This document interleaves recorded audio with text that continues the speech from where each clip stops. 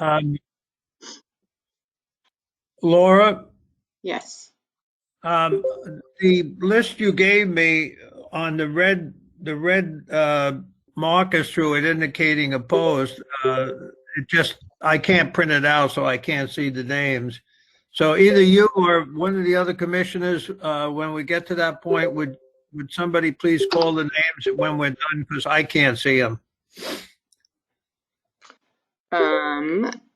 Yeah, I'm happy to do it. I have the list up, so. Okay, I appreciate that. And hopefully forgive me if I don't get the names exactly right.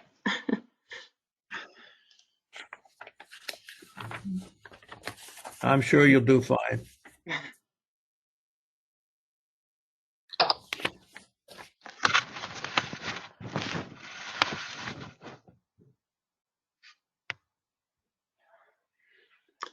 So it looks like we have several folks on the line and all the commissioners. If you're ready, then let me know. Okay, we got there's so many people I can't see. All the commissioners on, as you said? They are, yes. Okay, well, let's start the meeting then. This is the Oregon Liquor Control Commission agenda and meeting for Thursday, April 8th, 2021. Are we going to have that problem through the whole thing of hearing people getting on and off? Unfortunately, yes. Sorry. Okay. Let's take the roll call, please. Commissioner Curran? Here. Commissioner Floyd? Here. Commissioner Harper?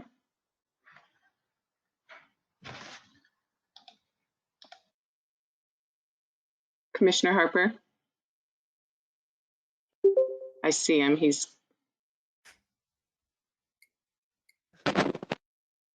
Commissioner Harper.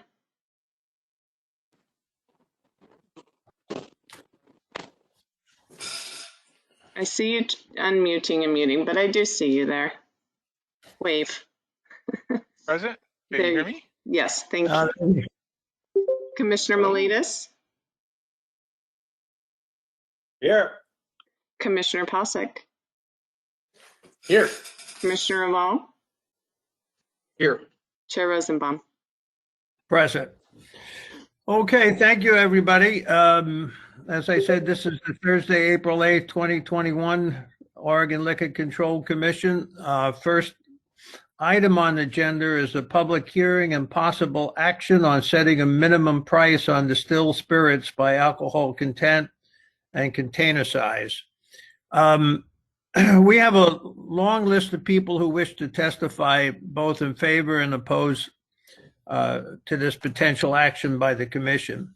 I think a couple of words are in order by me before we start calling the people who wish to testify.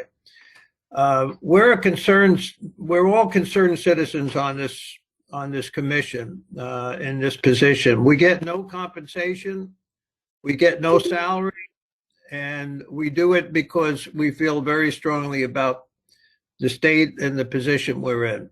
We spend countless hours preparing for these meetings. I'm not trying to self-aggrandize ourselves. We just do it. By way of illustration, today there were 277 pages that we had to read, not for this issue, but for the entire commission meeting. So the governor has put faith in us to use this platform, to use and perform in the best interest of the people in the state of Oregon. So we're here to listen. And I have to stress a couple of things. We're certainly aware of the terrible and difficult circumstances facing restaurant and bar owners in this state. Nobody on this commission does not understand the plight that they have and the hours we live with every day of the week. We're also aware of drug and alcohol addiction as well, and the problem we have in this state. We're both aware they're competing factors, obviously. A couple of things that we come across all the time. One, when we're looking at this issue, we hear all the time the only one who benefits is the OLCC. We're putting money into their pockets. That's just not true. The revenue for the state of Oregon and local jurisdictions, that's where this goes. It goes, and it's up to the business of the state legislature to decide where this money is going to be spent. Much of it supports social network programs.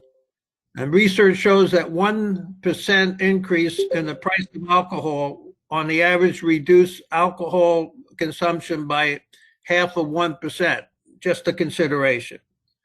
We hear all the time that people in Oregon will be paying a lot more money than Washington or California. If this wasn't a control state, the prices would be a lot higher. Oregon's control system keeps the cost down for the end consumer. Even Fleischmann's vodka size 750 milliliters will have a new price of $8.95. It's up from a price of $6.50. In the state of Washington, taxes included, the price is $9.94. All I'm saying is that we've heard all the arguments. We have an open mind. We want to listen to everybody, but please assume that this commission understands these issues very, very well, and that the education that we want to hear this morning is the education of the positions of people, and then we'll make a decision, maybe today, maybe not, I don't know. So with that, Laura, if any other commissioners have anything to say before we start, please say it. Chair Rosenbaum. Yes. Hello, everyone. My name is Marvin Revolve. I'm the commissioner from Congressional District 4. I am the official timekeeper. Yes, you are. We are looking forward to your comments. At 2 minutes and 30 seconds, I will say you have 30 seconds.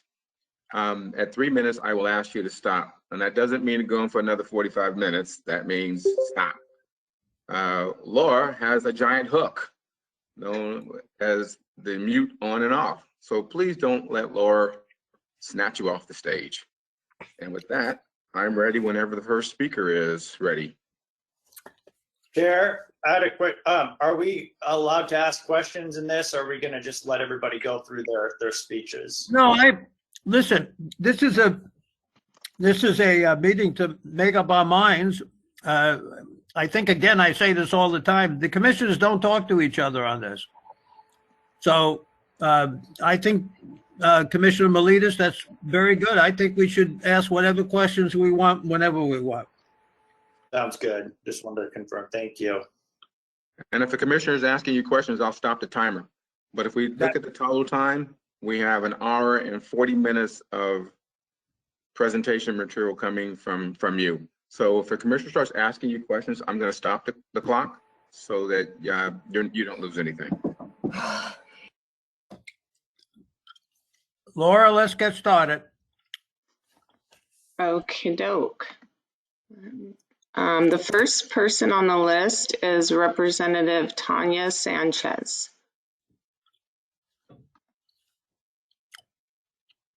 Thank you. Tana Sanchez, State Representative for House District 43, North and Northeast Portland. I want to make just a couple of brief comments. Establishing targeted pricing floors is a proven public health strategy for reducing excessive alcohol use and underage drinking. Much like raising the price of alcohol overall, this strategy has minimal effects on moderate drinkers, but has been proven to benefit the public health of communities by reducing binge drinking rates, underage drinking rates, public safety costs, healthcare costs, and other burdensome spending. Addressing binge drinking and underage drinking is an upriver approach that will benefit the state in the long run. This is something that I've been working on for many years, and I really hope that people can understand that from my perspective, we spend way too much money on our criminal justice system, our child welfare system, and a number of other things that are the causes, or that are the results of binge drinking and underage drinking. Scotland's floor prices are a perfect example of how those policies can benefit communities, and I urge the Commission to listen to the public health experts here today that can attest to the efficacy of this approach. And lastly, I just want to say that while this is a great first step, it is a fairly low floor, And I strongly encourage the commission to look at increasing these price floors so that they'll have meaningful impact over time. Thank you, Representative. Any questions? I won't ask that anymore. We'll just keep on going and the commissioners just come in with your questions. Okay, next up, Marshall Koba, lobbyist for the Also Group. Good morning, Chair Rosenbaum and members of the commission. My name is Marshall Koba, representing the Associated Liquor Stores of Oregon. I'm testifying in strong support of the minimum pricing proposal and urge your support. Oregon's 280 liquor stores are required to do many important tasks and comply with many essential regulations in the day-to-day operations of the stores. Key amongst them is to ensure public safety by not selling to visibly intoxicated customers and by diffusing potentially disruptive behavior before it begins. This public safety component of store operation is a key responsibility of all liquor store operators and one that is taken very seriously. The minimum pricing model can, as stated on the March 3, 2021 Olcc public notice for this meeting, contribute to decreased social harms and adverse health impacts. I suggest that the decreased social harms can and should include a reduction in interaction between drunk and unruly customers.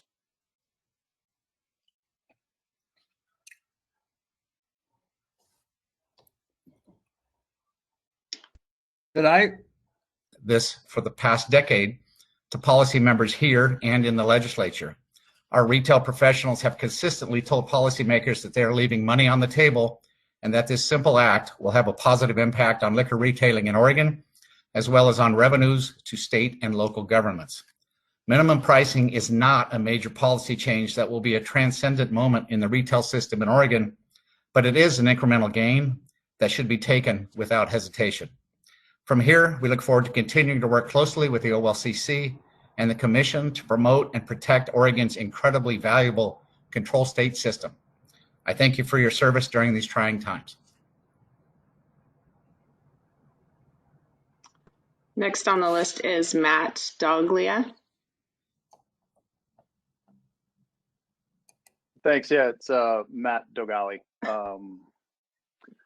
Thank you for allowing me to speak today, and thanks to Steve and Chris at the Olcc for always working with industry and fostering a great working relationship with us. I'm Matt Dogali, the president of the American Distilled Spirits Alliance.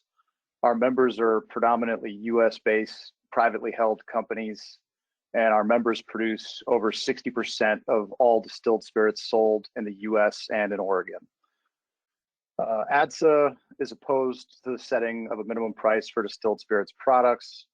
We previously submitted written opposition containing several reasons why we were opposed. Due to limited time to speak today, I'll focus on the detrimental impact this policy would have on Oregon bars and restaurants. While it was referenced at the open of this meeting, I don't think it can be underscored enough that COVID-19 has severely harmed the hospitality industry. Major job loss and many bars and restaurants permanently closing their doors. For those businesses that have adapted and survived, they're still seriously suffering from loss of profits and slower sales. And as the industry is just beginning to recover, they need assistance and they need support. Raising the minimum purchase price on distilled spirits products that are quite often used in mixed drinks, which is one of the largest profit centers a restaurant or a bar has, is frankly the opposite of assistance and support. Under this proposal, taking a $7.50 at 80 proof to $8.95 would significantly increase the purchase price of well spirits for many bars and restaurants.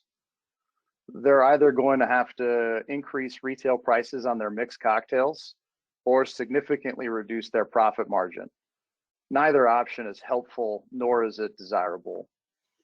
And finally, I would be remiss if I did not also note that there's still a pending proposal that would increase the current 50-cent temporary surcharge to 75 cents per bottle sold. This too harms the hospitality industry. And again, why now? In ADSA's opinion, now is not the time to increase costs for a struggling hospitality industry that desperately needs support. We asked the OLCC 30 to seconds. strongly consider our concerns, and I thank you again for the time to speak. Okay, next up, Salim Noorani. Good morning, Chair Rosenbaum, Commissioners. For the record, my name is Salim Noorani, and I'm the president of the Associated Liquor Stores of Oregon. The retail liquor pricing has been kept artificially low in Oregon. Since the manufacturers know the markup formula, they have been reverse engineering the retail price for decades. This policy is particularly noticeable in the lowest price category and has been a race to the bottom. Unfortunately, this targets the most vulnerable population of our society. We see it day in and day out, the kind of customers who gravitate towards the lowest price alcohol in our stores. I can't tell you how often we see customers asking for the lowest price vodka in our stores. And these are the customers we see every day. Here's a snapshot of price comparison in 1976 versus today. We are talking about a 45-year time frame. Price of Fleischmann's vodka used to be $4.40 in 1976. Today it is $6.40, a 45% increase. Potter's vodka used to be $4.10. Today it's $7.20, a 75% increase. To compare this, McDonald's burger with drinks and fries used to cost 70 cents. Today it is $9.45, a 1,350% increase. Minimum wage was $2.30 in 1976. Soon it'll be $14 in Portland, a 608% jump. In 1976, one had to work 2 hours at a minimum wage to buy a bottle of vodka. Today, just for working 1 hour, you can buy 2 bottles of Fleischmann's and still have $1.20 left over. I feel it's important to rely on facts rather than hype and emotional appeal and misleading information. There has been a concerted effort by a group called Stop the Olcc Price Hike. The information given is inaccurate and misleading. The price comparisons referred to on their website is the shelf price and not the actual out-of-the-door prices. I sympathize with our fellow businesses in bar and restaurant category. This floor price increase, given the data, would have a minimal impact. Currently, given the current average well-drink selling price of $5 a shot with 1.4 ounce pour, that represents over a 1,000% margin. I thank you and appreciate the 30 time. seconds. Okay, next up, Brandy Williams.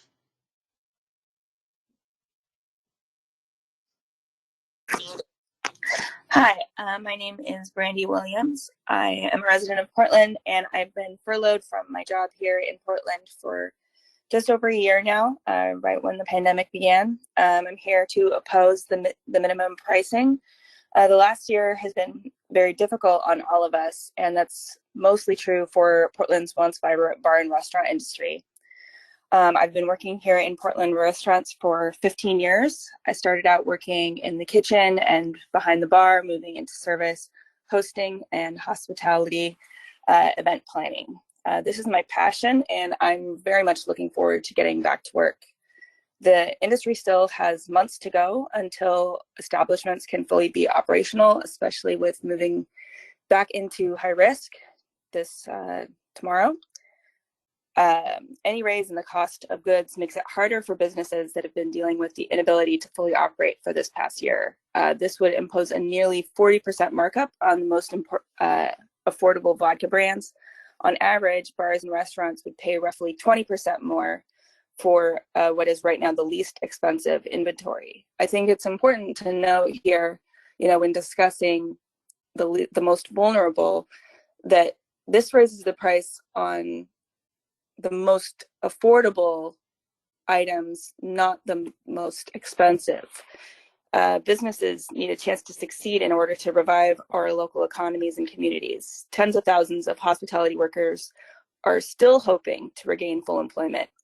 This new price minimums will make it more difficult for all of us. I urge you not to approve this policy. Thank you so much. Okay, thank you. Andrew Swanson. Good morning, Chair and OLCC Commissioners. My name is Andrew Swanson. I'm the Policy and Advocacy Director at Oregon Recovers. I'm also a person in recovery from addiction to alcohol, methamphetamine, and heroin, and celebrated 4 years last November. Mr. Doglia asked, why now? And I would like to answer that by just stating some of the statistics that we're facing here in the state. Oregon has the 4th highest alcohol use disorder rate in the nation. That's up from the 5th highest in the last go around of federal data.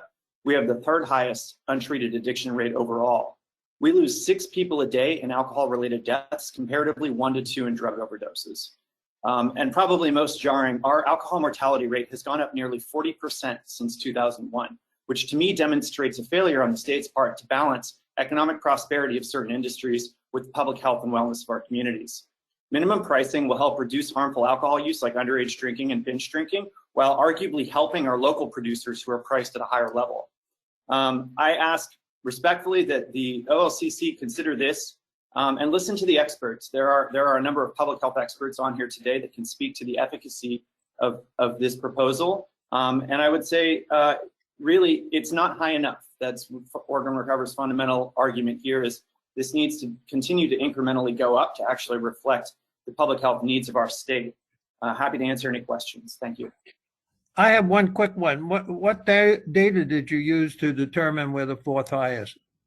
That's federal data from the Substance Abuse and Mental Health Services Administration. And what year was that? That's from their latest data that came out just 3 or 4 months ago. I can follow up with an email to you, Chair. Yeah, I would like that. Thank you. Chair, sorry if you're. No, I think just a comment. I think it's important on both sides. It's always good to have the public health perspective, and I know everybody on this commission cares deeply about that. I think it's also important to understand that there's an industry perspective as well.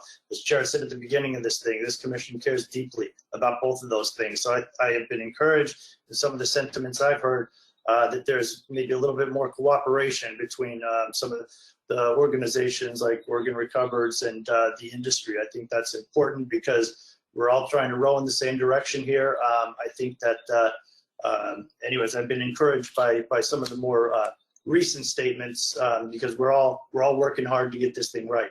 Thanks. Thank you, Commissioner Miletus, and I definitely agree with you. There's been a much higher degree of cooperation and collaboration between the Alcohol Drug Policy Commission, OLCC, and stakeholders like Oregon Recovers, which is really encouraging. Okay, is there a representative from Loon Industries on the line?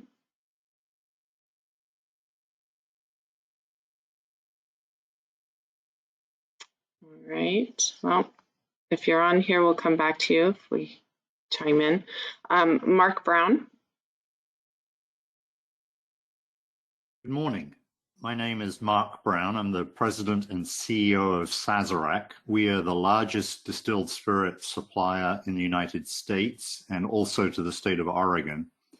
For my own account, I grew up in the industry and have been privileged to build up 50 years of experience operating in every major alcohol consuming country in the world. I've also been fortunate enough to build up a comprehensive understanding of alcohol policy matters, and I'm a frequent presenter and advocate for an orderly, well-regulated market with a particular focus on effective alcohol policies for the protection and benefit of society. Despite the fact that our company will be the largest single potential economic beneficiary of MUP from both elimination of competition and profit increase point of view, we are firmly opposed to it. MUP is not proven public alcohol policy and will not achieve the stated aims. Even if it were effective public policy, you actually could not pick a worse moment to implement it, particularly in respect to the on-premise accounts. If it were effective public policy, it would need to be simultaneously applied to beer, wine, and spirits, and you would need to take control of the prices that bars, restaurants, and grocery charge for all alcoholic beverages. In the manner that it is being contemplated, MUP is going to increase the number of DUI miles traveled and will result in an increased number of DUI-related deaths. Currently, the OLCC, through no fault of the present management or commission, is already operating with a counterproductive taxing and pricing formula that has evolved over many years, but unfortunately now is highly regressive in nature and actually encourages overconsumption. MUP will be the proverbial straw that breaks the camel's back and will result in many more unintended consequences. If this is more about raising revenue, there is no pressing financial reason now given the incoming federal aid and added to the continuing precarious position of bars and restaurants, particularly in light of the capacity reductions again. There are many other better options for OLCC to achieve its objectives. 30 seconds. Our request is that you set aside today the MUP initiative and set up a joint task force with the goal of coming up with an equitable and sensible markup structure that satisfies all of the constituent needs. I am personally happy to serve on such a task force. Thank you.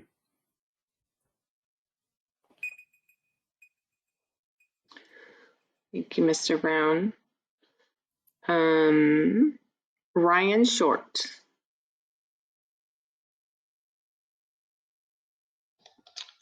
Hello, my name is Ryan Short. I'm counsel in compliance with Hood River Distillers. The state has been looking for ways to reduce excessive alcohol consumption, and minimum pricing floors have been shown through studies in Scotland, Canada, and Northern Australia to reduce excessive consumption and their associated consequences. I've cited these studies in the Hood River Distillers testimony if you want to take a look. Currently, the revenue the state earns from the sale of low-priced products does not compare to the revenue necessary to offset the harmful impact that can be associated with these products. Minimum floor pricing will prevent manufacturers from continuing to drive retail pricing even lower in this bottom shelf spirit category. If the numbers bear out like they have in Scotland, Canada, and Northern Australia, floor pricing could benefit the state by reducing the societal harm associated with alcohol-related offenses. For these reasons, Hood River Distillers supports a minimum retail price for distilled spirits. Thank you. Okay, Lisa Spyrek.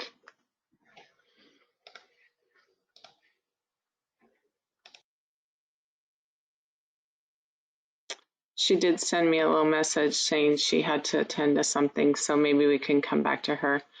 Tim Stockwell. Good morning. I'm joining you from the University of Victoria in British Columbia. Been invited by Oregon Recovers to speak to this issue. I did have a couple of slides. Would that be out of the question for people to see them, or for me to share my screen? I'm pulling those up right now. Just 1 minute. Thank you. Mm-hmm.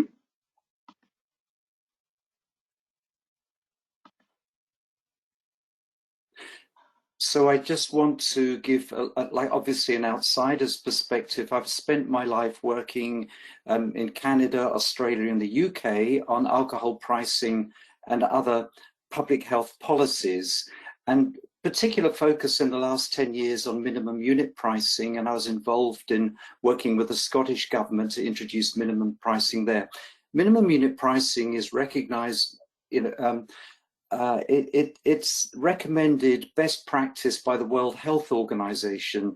The evidence is accumulating as this policy is being implemented in countries around the world. And I'll just show you, see the next slide, some newspaper headlines attracted from the evaluations of implementing minimum pricing just over 2 years ago in Scotland. They noticed a 10% fall in alcohol-related deaths, reversing a trend it's the first time in 7 years that alcohol deaths have decreased. And and it's also linked to reduced consumption following minimum pricing. In the next slide, Northern Territory of Australia is another jurisdiction that has introduced a minimum unit price. And of course, this is a comprehensive minimum price, a different model than we're talking about, but this is could be a very good first step for Oregon to go down this path. So in the Northern Territory, massive problems, particularly with Indigenous people drinking cheap cask wine, massive reductions in consumption of those cheap products, reduced hospital admissions and crime. Now, I just want to talk briefly in the next slide, some of the virtues. There's a kind of a sweet spot about minimum pricing because it doesn't need to hit the industry. The devil is in the detail, depends how it's implemented. Now, unlike other pricing strategies like excise taxes, it especially targets heavier drinkers. It does effectively reduce consumption, hospital admissions, deaths, and crimes related to alcohol. The evidence is out there. It is incontrovertible. It can raise revenue for government. That can be a good thing, but it can also protect the profits of producers and retailers.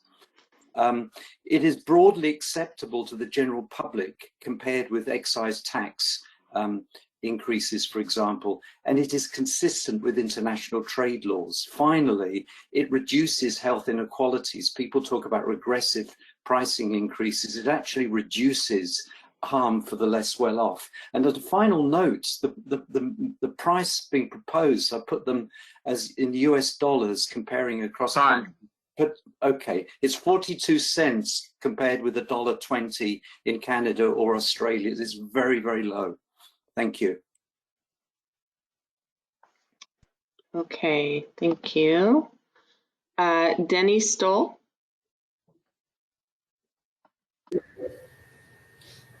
Good morning, Commissioners. My name is Dennis Stoll. I am the liquor agent at OLCC Agency 1141, North Salem. I have operated this agency for over 25 years. My thoughts today also include those of my wife, Jeannie Stoll. She is the liquor agent at OLCC Agency 1008, Silverton. She has operated this agency for over 20 years. As small business owners, we constantly face rises in land and rental costs, employee wages, insurance costs, utilities, and taxes. Agent compensation has not kept pace with these increased costs over the years. By implementing this floor pricing model, it will not only provide additional revenue to the state general fund, but also create some much needed agent compensation. We encourage you to approve this funding price model. The timing is right. The time is now. Thank you for this opportunity. Okay, thank you. Laura Emmons.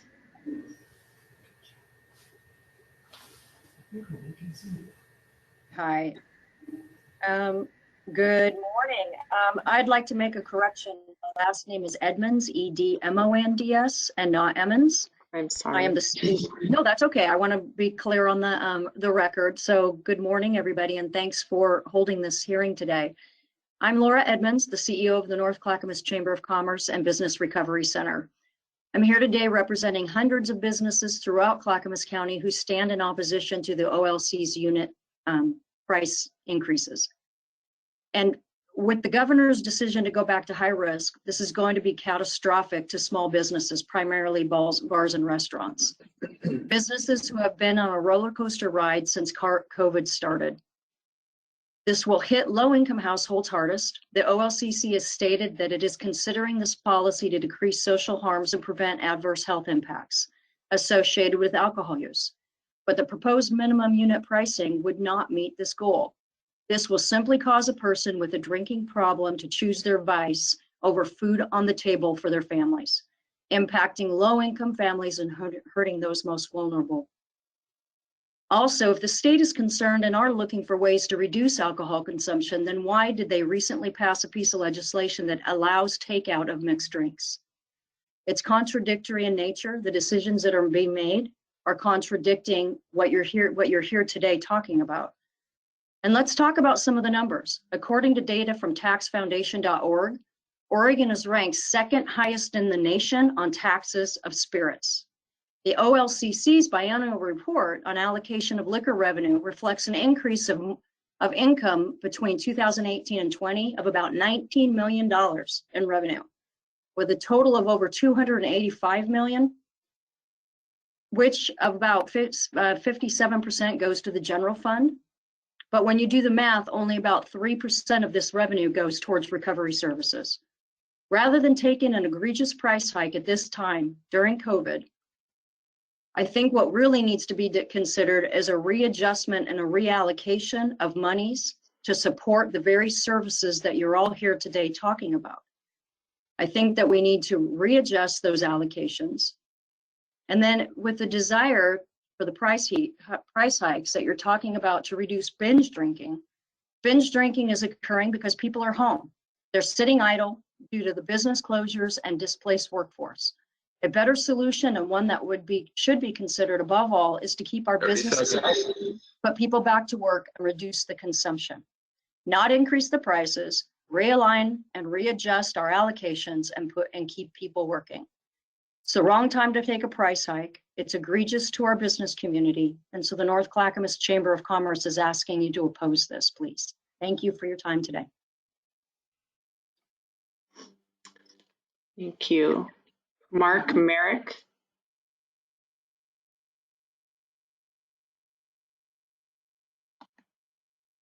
Mark. Okay. Jonathan Davis. Good morning. My name is Jonathan Davis. I'm an assistant professor of economics at the University of Oregon. I became interested in the proposed minimum prices on distilled spirits because my research is at the intersection of policy and equity. I hope my research provides credible evidence about how to make effective and efficient policy. To this end, I recently wrote a report that can be found on my webpage analyzing the potential impacts of the proposed minimum price policy. Using item-level sales data generously provided by Olcc, I find that the proposed minimum prices on distilled spirits will raise prices for 12% of all products, including 1 in 4 1.75-liter bottles sold in the last year. The price increases will be large. On average, prices of affected 1.75-liter bottles will increase by about 20%, and prices of affected 750 milliliter bottles will increase by almost 25% on average. In many cases, prices will go up by more than 40%. Budget-conscious consumers will bear the costs of these price increases. In contrast, more affluent consumers will see no change at the register. Using sales over the last year as a benchmark, I find that the policy will disproportionately affect stores in lower income and rural areas. Restaurant and bar owners are especially poorly positioned to bear these price increases. Oregon's restaurant industry has paid the costs of the public health response to the COVID-19 pandemic. Nationally, restaurant sales fell 15% in 2020, and the decline is likely more significant in Oregon given the more sustained public health measures. Restaurant employment in Oregon is down by 76,800 jobs in the last year, and many of our favorite restaurants have already closed. Any price increases could push more restaurants or bars to close permanently. Now, are these costs justified by the policy's apparent objective of decreasing social harms? So first, as an aside, the studies that are being repeatedly mentioned today about the benefits of MUP ignore the substitution from the small number of affected products to the many unaffected alternatives and overstate any potential reductions in alcohol consumption as a result. So my own analysis of the impact on drinking and driving, one of the most costly behaviors associated with alcohol consumption, suggests not. CDC estimates suggest drunk driving kills about 120 Oregonians a year, so reducing drunk driving is definitely a worthy goal. But in order for large proportional increases on a narrowly targeted set of low-priced products to be an effective strategy for reducing drunk driving, drunk drivers would have to disproportionately consume the affected products. This isn't the case. The distribution of DUIs across the state is essentially unrelated to the share of the affected products, affected by the minimum prices. This policy instead seems to unfairly stigmatize low-income consumers. Directly punishing or increasing the probability of being caught drunk driving would be a more direct way to reduce these social costs. Just to conclude, in my professional opinion, now is not the time for these narrowly targeted large price increases. They are inequitable and disproportionately affect lower income consumers, rural communities, and restaurants and bars. The costs far exceed the potential benefits. Thank you. Thank you. Tracy Brumbles. Laura, can I ask a question really quick? Yeah. It's Professor Davis, you're a professor. Is that what Yeah, you that's, said? yeah. In your research, did you have a different proposal on how you would address that or an alternative? So for example, any policy that the fact that they're so narrowly targeted on 10% of products instead of 100% of products makes it easy to substitute to something that's unaffected by the price increase. Any more wide, equitably applied increase would first be a less regressive tax because higher income people actually spend twice as much as even a median income earner on alcohol. So anything that was more uniformly applied across products would take away the regressive nature of the minimum prices and likely cause a larger reduction in alcohol consumption. Thank you. So can I just ask a follow-up? So that you would, one of the thoughts was we're kind of between a rock and a hard place, essentially looking at a quarter increase across the board or a floor price. So you're saying you believe that a quarter increase across the board is the superior method? So I haven't done my own analysis of the precise impacts of a quarter increase, but I think anything that is more uniformly applied across products, you could have a much smaller increase across all the products, and that would certainly not disproportionately affect the lower income consumers like the minimum prices, and may also have a smaller effect on restaurants that may prefer lower priced alternatives for well drinks and things like that. But a floor would essentially give them the option versus having them have an inescapable across the board increase. It wouldn't give them an option on the lowest priced alternatives. Okay. All right. Just clarifying. Laura? Yes. Do we have access to the material that the professor from Canada provided that we can look at later? Yep. Okay. Thank you. You're welcome. Okay, if there's no more questions, Tracy Brumbles. Thank you, Chair Rosenbaum and Commissioners, for the opportunity to speak to you today. My name is Tracy Brumbles, and for 21 years, I've been the liquor agent in Rainier. When I first looked at the proposed floor pricing, I was in sticker shock. Then I spoke with Chris Mayton, and he gave a great overview. He shared with me the formula and the data that was used and why it was used. He explained the important reasons on developing this pricing model for the OLCC. I do agree with some of the reasons he gave, and I trust his knowledge. I also see how moving this model will help alleviate some of the current budget pressures. But I still have concerns. One of the concern is the proposed jump in pricing. It's too much, too fast. Our state isn't out of pandemic mode, and we have neighbors still living with the bare minimum. My feeling is the increase will push the consumer to look for other economical replacements in the alcohol world. In fact, there are liquor alternatives on grocery store shelves today at equally low prices. So by implementing floor pricing, will it really help curb problem and underage drinking? Or will it just transfer it from our liquor store shelves to the grocery store shelves? Another concern is the effect it will have on the guests that faithfully visit our stores. Shoppers don't take kindly to companies or entities treating them unfairly. They fight back with their voice and buying power. A very vocal public upset with a hike in liquor pricing could cause the privatization door to be pushed wide open. As a Washington border store, I've seen firsthand at what privatization does. I've witnessed the effects of increased pricing, angry consumers, and tremendous increase in theft. If floor pricing comes to fruition, will we be prepared for the possible repercussions? Again, I do understand as a whole agency the benefit of floor pricing, but I, as a border store, have mixed feelings about the outcome.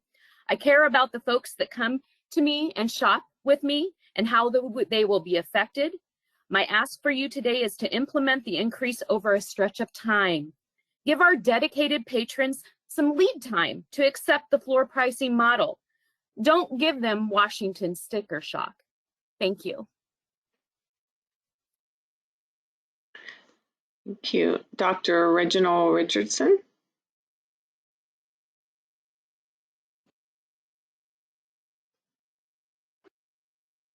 Good morning. Good morning, Chair Rosenbaum and members of the commission. My name is Dr. Reginald Richardson, and I'm the Executive Director of the Alcohol and Drug Policy Commission. Thank you for the opportunity to speak in support of the proposed rule that sets a minimum price on distilled spirits, otherwise known as a price floor plan. I believe the last time I had an opportunity to speak to this commission, I outlined for you Oregon's statewide strategic plan for prevention, treatment, and recovery support services that we completed last year. As I said then, the OLCC is an important partner in implementing the statewide strategic plan. I'll speak more about the strategic plan in just a moment. But first, a few public health facts hopefully will provide commissioners some additional context for this proposed rule. First, increasing the price of alcohol is an effective evidence-based strategy that we can now take to reduce excessive alcohol use, which is defined as binge drinking and drinking by anyone under the age of 21. Excessive alcohol use is a problem in Oregon. Our binge drinking rate has increased over the last 20 years, particularly among women. Although our underage drinking rate has declined, it is still one of the highest among states. Second, the Centers for Disease Control and Prevention is clear that excessive alcohol can lead to a whole host of risks, such as further increasing mental health conditions, increasing incidents of violence and injuries, and increasing the likelihood of both short and long-term health issues. The CDC also warns us that excessive alcohol use can lead to social and family problems. I believe there's a few among us who don't quite understand the impact of alcohol misuse and know how true this last point is.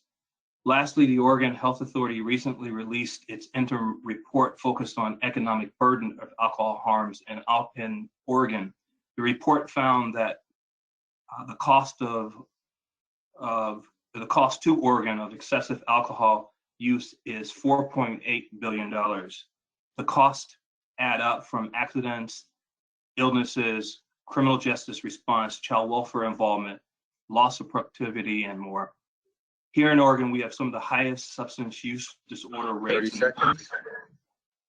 And the most common in our state is the use of alcohol. In fact, it is estimated that 7% of adults in Oregon have an alcohol use disorder. This is a reason why it's a key goal of our strategic plan.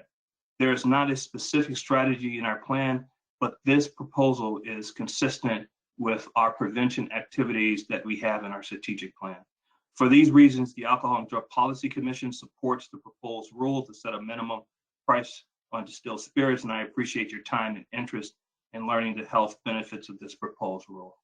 Thank you for your time. Thank you. Liz Hanna. Good morning, members of the commission. My name is Liz Hanna. I own Mad Hanna, a neighborhood dive on Northeast Fremont in Portland. I am speaking today in opposition of minimum unit pricing on distilled spirits because I believe this proposal will hurt my business, my employees, and my customer base, as well as negatively impact our still fragile industry. Huge financial losses, thousands and thousands of jobs gone, and iconic establishments closed for good, and the end is still nowhere in sight. The minimum floor pricing in this proposal is misguided, poorly timed, and discriminatory against the low-income residents of Oregon. It is for these reasons I urge you to reject this proposal.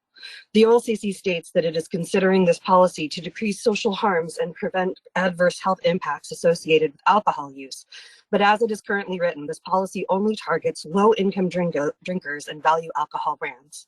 Why does your policy not include premium brands and work to reduce alcohol consumption among the wealthy and privileged too?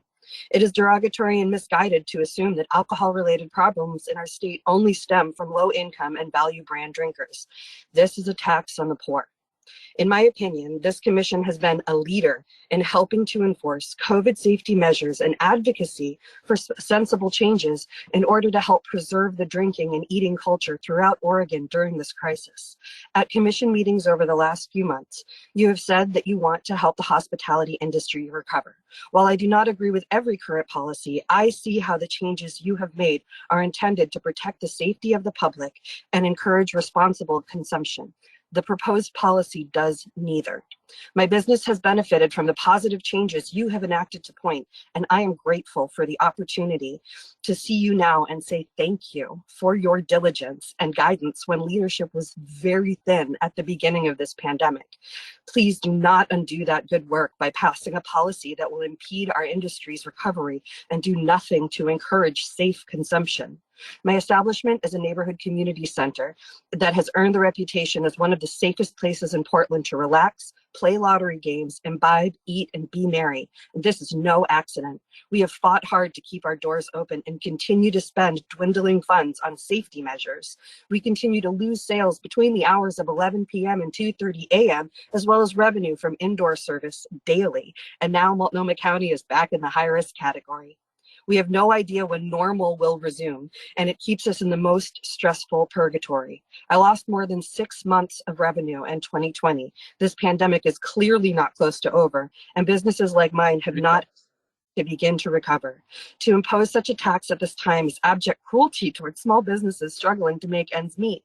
My industry aside, it is an unnecessary tax on the poor. Charging people more money for bottom shelf spirits will do nothing to curb probable consumption and only serve to increase desperation among our most vulnerable.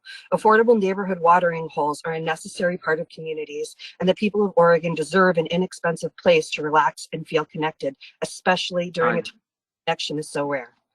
I urge you to say no. Thank you. Thank you. Dan Miner. Morning, commissioners and other attendees. My name is Dan Miner. I'm a liquor agent for Portland, Hollywood, and in Gladstone.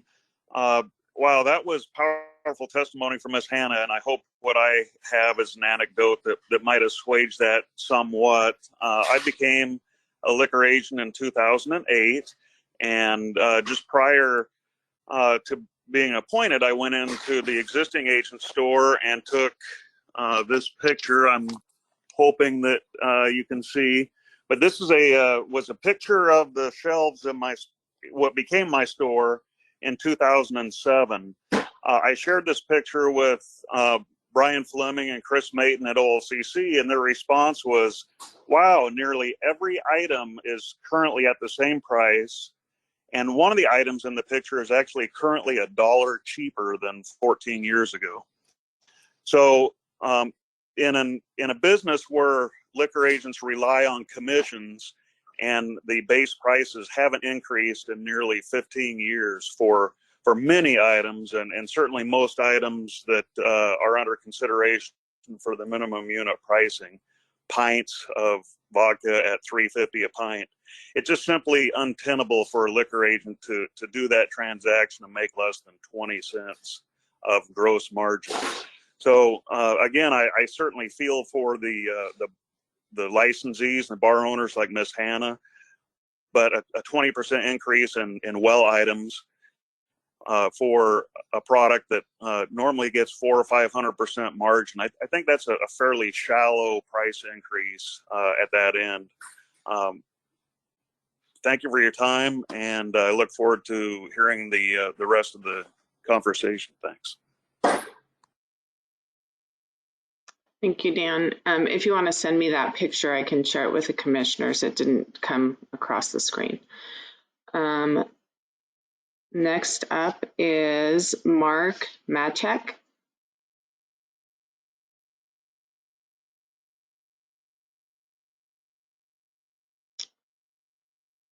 Mark Machek. Okay. I will come back to you. Christy Bovia.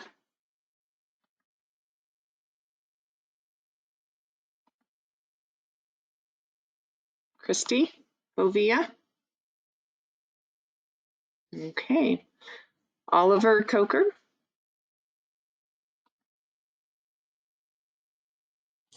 Good morning, Chair Rosenbaum and Commissioners. My name is Oliver Coker, and I'm the store owner of Kaiser and Woodburn Liquor Stores.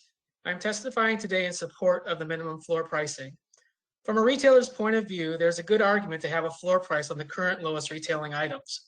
I can argue that the price of a 1.75 liter bottle of vodka selling today at $12.75 has only increased in price 19% in 45 years. How do we address that? According to the 1976 Olcc price book, the same bottle of vodka sold for $10.70. The retail price is certainly depressed. What other item in any other market has risen only 20% in 45 years? It will be difficult to identify anything.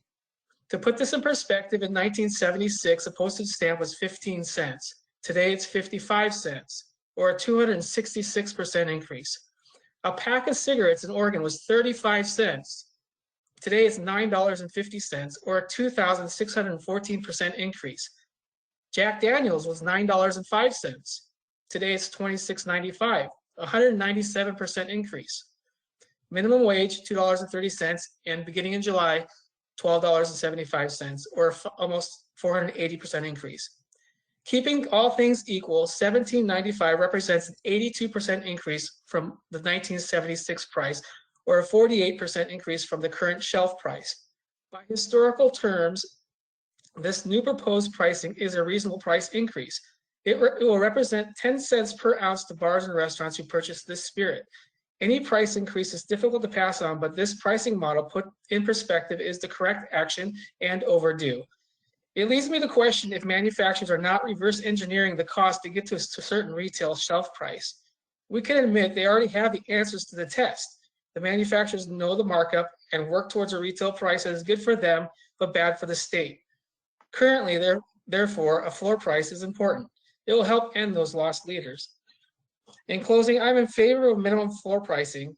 With that said, it may be time that the Olcc begins a discussion to consider a new markup strategy. Placing a floor and adding surcharges that never sunset is just kicking the can down the road. Thank you. Thank you, Oliver. It looks like Christy Bovia might be on the phone. And so if you want to try doing *6 to unmute yourself, Christy, we'll see if we can get your testimony.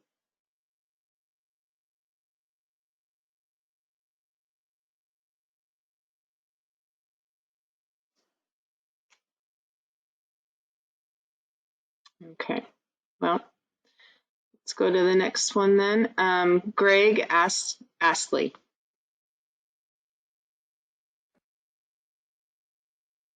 Thank you, Laura. Can you hear me? Yes. Thank you. Chair Rosenbaum, Commissioners, for the record, my name is Greg Astley, Director of Government Affairs for the Oregon Restaurant and Lodging Association. Over the last 12 months, as our industry has dealt with unfairly being shut down, forced to change business models to even have a chance of survival, and trying to figure out if this is the 2-week period that will make or break a restaurant, there have not been very many bright spots. We have managed to gain some ground, though, including many issues that you and the Olcc staff have been involved with on behalf of licensees. Streamlining the permitting process for outdoor dining and alcohol service, to-go cocktails, and deferral of payment on license fees are a few of the victories we have worked together with you on to help restaurants and bars make it through a year no one could have imagined possible. In addition to a global pandemic, we suffered through wildfires again, forcing many restaurants to have to abandon the outdoor seating representing their only lifeline to try and keep their doors open. Some lost their businesses entirely when the fires spread through their towns and burned them to the ground. On top of that, the recent ice storms made it difficult, if not impossible, to operate with no power, no staff, and no way to get food out the door to customers. Most recently, several Oregon counties slid back into higher risk categories, further diminishing the seating capacity available to them and making it even more difficult to make ends meet. Our industry is not expected to fully recover from this pandemic for at least another 9 to 18 months. And in some cases, our favorite restaurants will never reopen their doors to welcome in customers again. As we start to climb out of the massive hole left behind by 2020 and the impacts of the weather, protests and property damage, and COVID-19, we're asking you not to set a minimum price on distilled spirits. Now is not the time to make it more difficult for restaurants and bars to do business and serve customers. Even a small increase either must be absorbed by the operator, an incredibly unlikely scenario given everything else happening, or it must be passed on to the customer and explained. Let's build on the goodwill and accomplishments of the past year. You can send a message to restaurants and bars today that you understand the pain and difficulties our industry has suffered through, and you support our efforts to recover by not supporting minimum pricing. Thank you. Thank you. Brad Irwin.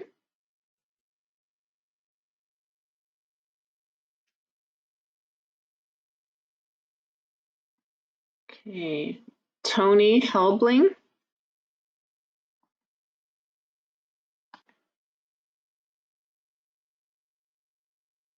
I'm here. I got to unmute. Okay. I'm Tony Helbling. I live in Clackamas County. I do have a dog in this fight. My son is a struggling winemaker. And I want to back up from the problem as a whole for a second.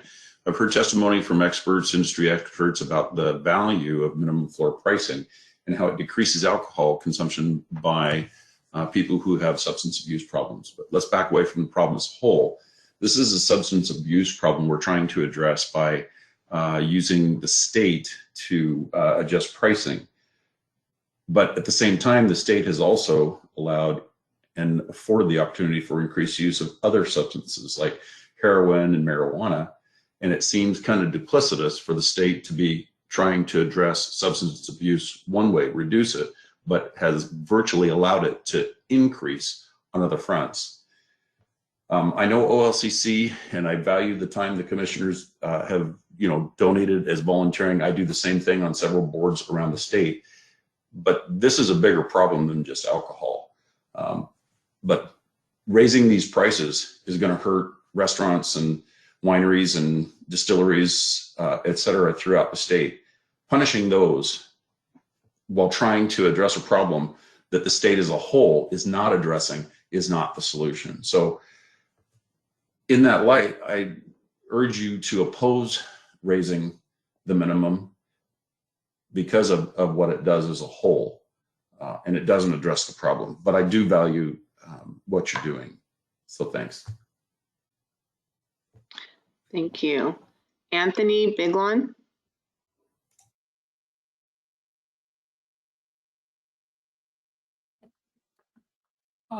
Thank you for this opportunity, Chair Rosenbaum and Commissioners.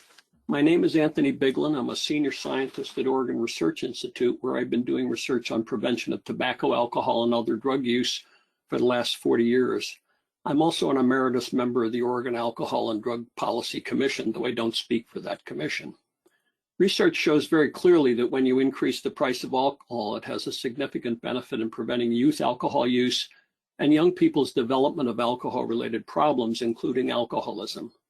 It also reduces consumption by heavy drinkers of all ages, a benefit that saves lives. Price increases can help reduce the risk for adverse consequences of alcohol consumption and abuse, including drinking and driving, alcohol-involved crimes, liver cirrhosis, and other alcohol-related mortality, risky sexual behavior and its consequences, and poor school performance among youth. I've reviewed the research on minimum pricing. It shows that setting a minimum price on alcohol can reduce hospitalizations and death associated with alcohol use.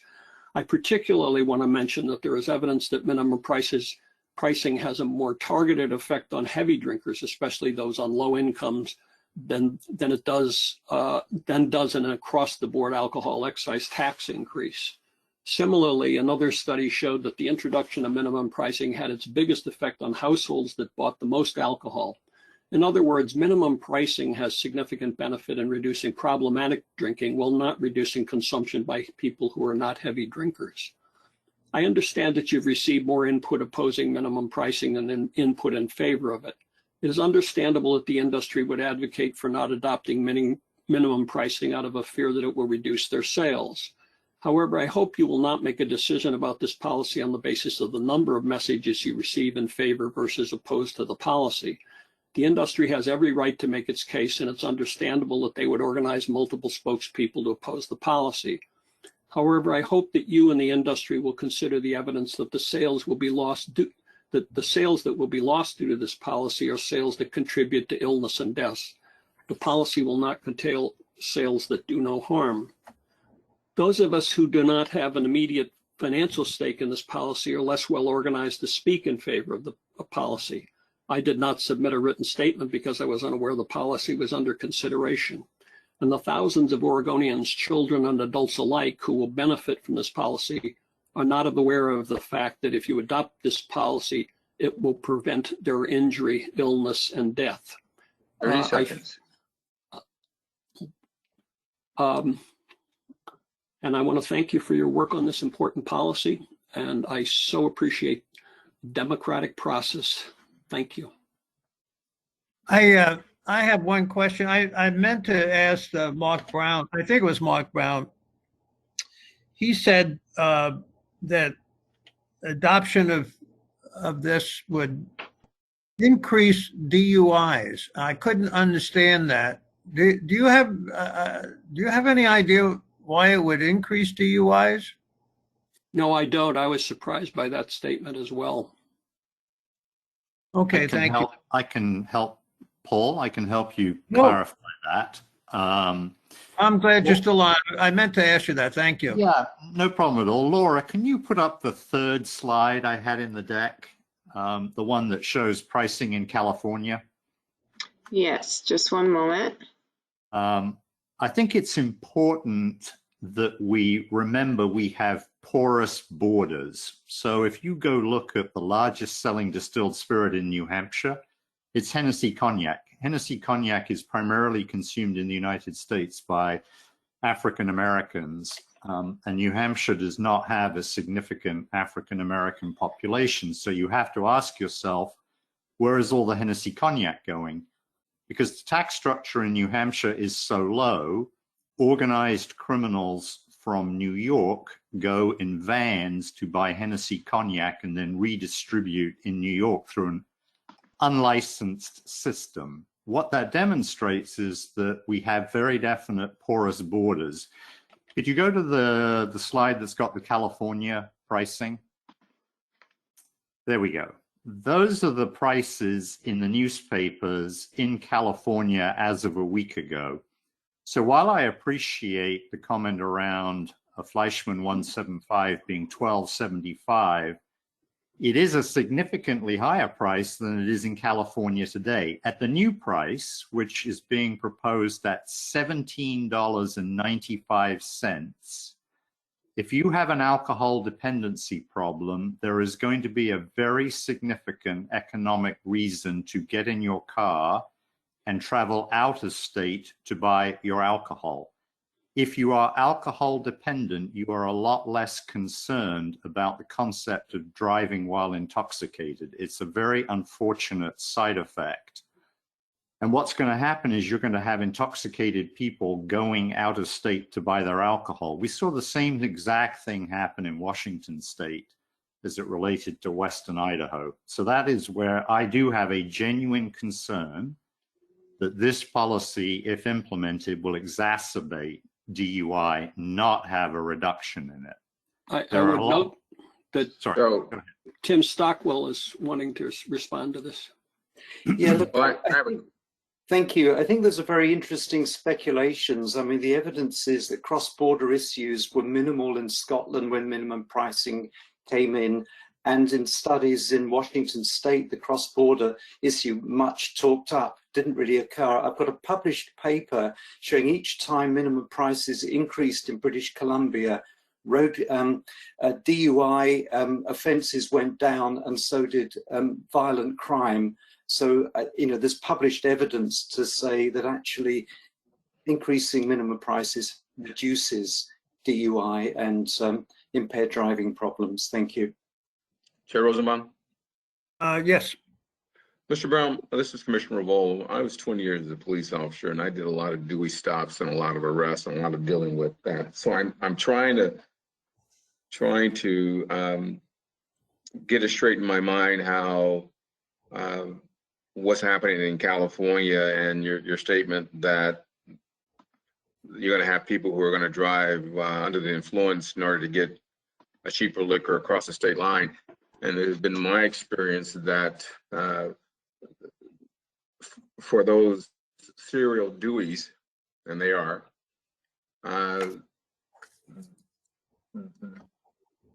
they are not going, I did not see that to be the case. It is, I'm just trying to think of all the times I stopped a Dewey, and it wasn't someone who was traveling across the interstate in order to buy cheap liquor. I don't see the correlation between the two based on my personal experience. I don't know what I'm going to do on this measure. I'm not a big fan of the 50 or 75 cents sunset that never sunsets either. So I'm looking for opportunities, but I don't see how a $9 bottle of wine in California or whiskey in California is going to get someone from Eugene to travel down to California to buy cheap liquor. So you and I come from a common background because I grew up in a police family, and I also lived through the early 1970s when the United Kingdom first started to stamp out DUI. And there are a lot of policies that are very effective at stamping out DUI. The problem is right now you don't see it. You're exactly correct, because the price discrepancy between Oregon and California is not enough of an incentive for someone to get in the car and travel. But we did see it in Idaho. The store on the western border experienced a massive uplift in business when Washington privatized. And the scale of this increase in a state that already has high prices on distilled spirits. So there's a much larger debate here about the fact that if Oregon really does have these alcohol problems and has one of the highest prices on distilled spirits, it would suggest that there's a lot more going on that's complicated other than where the price of a 175 of vodka is. But if you take the price up by 40%, you are now going to create a very significant economic incentive for someone to get in the car. And I agree with you, the serial Deweys are a real problem. And they are going to drive, because the amount of money that's going to be involved in getting their alcohol is going to be significantly higher than it is today. So my position is I would like to have both Tim Stockwell and Mark Brown submit information, empirical data that I could take a look at, because I know numbers aren't everything, but it helps me understand how in one situation is not the case, in your situation it will be the case, and then base that on what I believe, my experience. If you could both do that, I'd appreciate it. Sure. I'm also thinking just out loud that if that's true, the data will show increases in Dewey in California and Washington, probably, but not in Oregon. I'm maybe that's an assumption, but we'll never know. I'm just thinking out loud on that. The data will never be pure as to that issue. If that's true, it will probably reflect in California as opposed to Oregon. But it is, okay, let's yeah, it is hard to get at the empirical data, because I would actually respectfully disagree with Tim on Scotland. I think a lot of it has just moved to the northern borders of England. And that's where people go and buy their alcohol. And the more you raise prices, the more you start to encourage really peculiar behaviors like the one you see in New Hampshire, where all of a sudden organized crime gets involved, counterfeiting, production of fake alcohol. There are a lot of other consequences. But to come back to your point, it is going to be hard to pin down. But that's why my recommendation is to set minimum unit pricing aside, put a task force together, take a look at the entirety of the OLCC markup structure, because to give you an example, a 50 ml, which is the portion control size, the moderate control size, is subjected to the same 50-cent surcharge that a 1.75 is.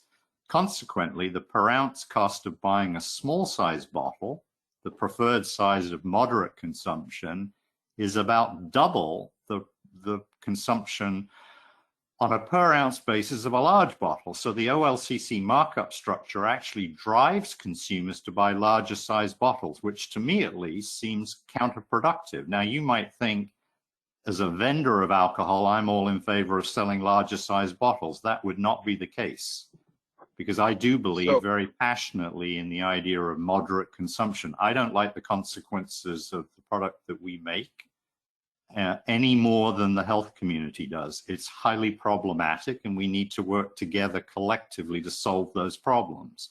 But as I pointed out in my testimony, there is a fundamental problem with the existing markup structure, which is exacerbating some of the issues that we've talked about today.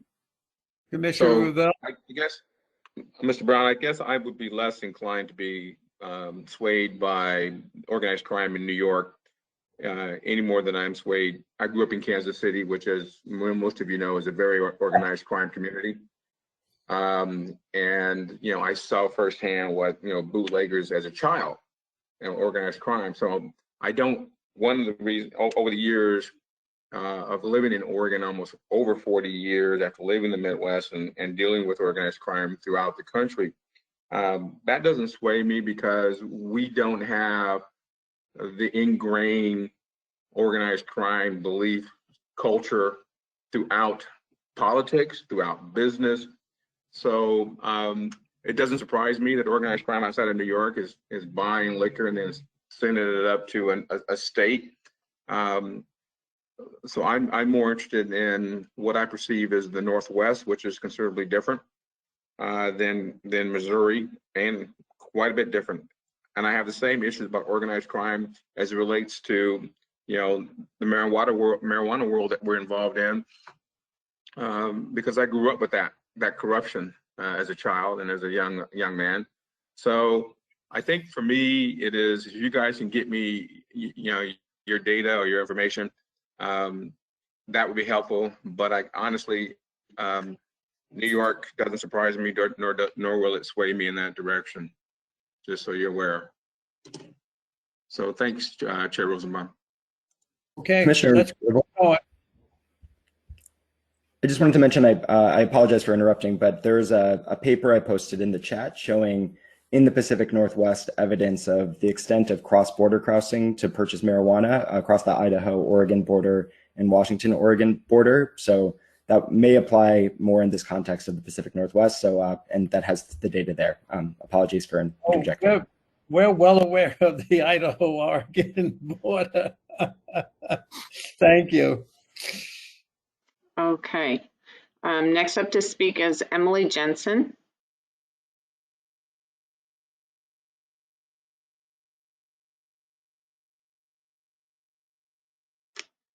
Emily Jensen. Okay. Tanya Zwicker. Good morning. My name is Tanya Zwicker. I'm Executive Director for the Oregon State Bowling Proprietors Association. I represent over 60 bowling centers in Oregon, with the majority serving full bar. I'm also a proprietor of Silver Creek Lanes in Silverton. The new pricing structure isn't making sense to us. Liquor stores weren't forced to close, but many of our hospitality businesses, including bowling centers, were closed for most of the year last year. We continue to struggle just to keep our doors open. Online sales in the US last year jumped 243% from some of the stats that I've seen. This is forcing our customers and quite possibly Oregon businesses to go over the border, as we just talked about, so I'll skip that section. I'm wondering, why we continue to hurt an industry that's barely surviving, the occupancy limits, minimum wage increases, labor shortages, cat tax, the list can go on. So the goal for the funds looks like it's to reduce underage and binge drinking. I feel that we are part of the solution, and I feel like we're being punished. We're the ones that are carding minors, we're limiting consumption abuse, and we're offering information for help programs. So I do think there is another avenue to accomplishing this goal. We are sitting in our position to oppose this, this hike in the alcohol rates. Thank you for your time. Thank you for listening. Okay, thank you. Tom Burlow. I'm probably saying that wrong. New Deal Distillery.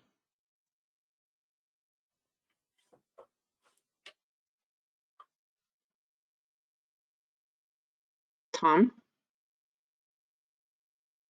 Okay, Rick Molatier.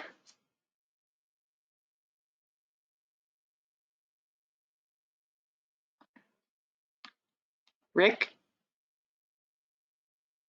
Okay. Lewis Ryswick.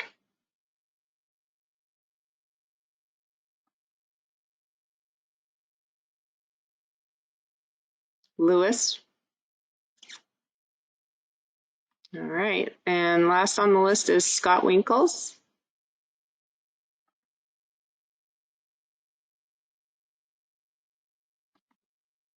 Scott Winkles, I thought, there he is.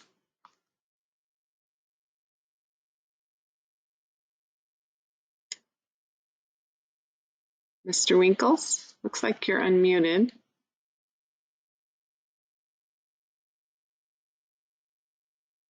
But can't hear you.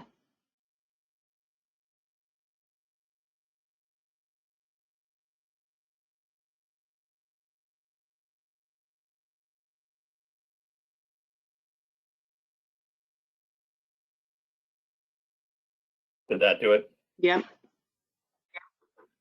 Great. So again, Scott Winkles representing the League of Oregon Cities. Apologize for the technical difficulties. Was working earlier. We are appearing in support of the measure to minimum pricing measure. I will note that the League of Oregon Cities has worked over the course of 2020 and the pandemic. We feel like we've worked very closely, and the cities individually have worked closely with the restaurant industry to help them weather this storm.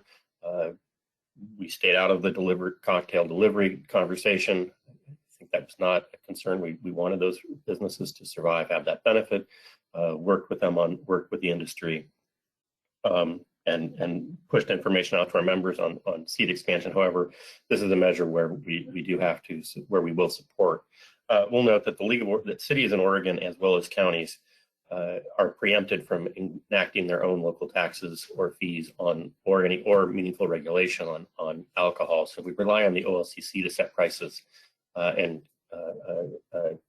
we will then receive a share out of that. So our destiny is not our own in this matter.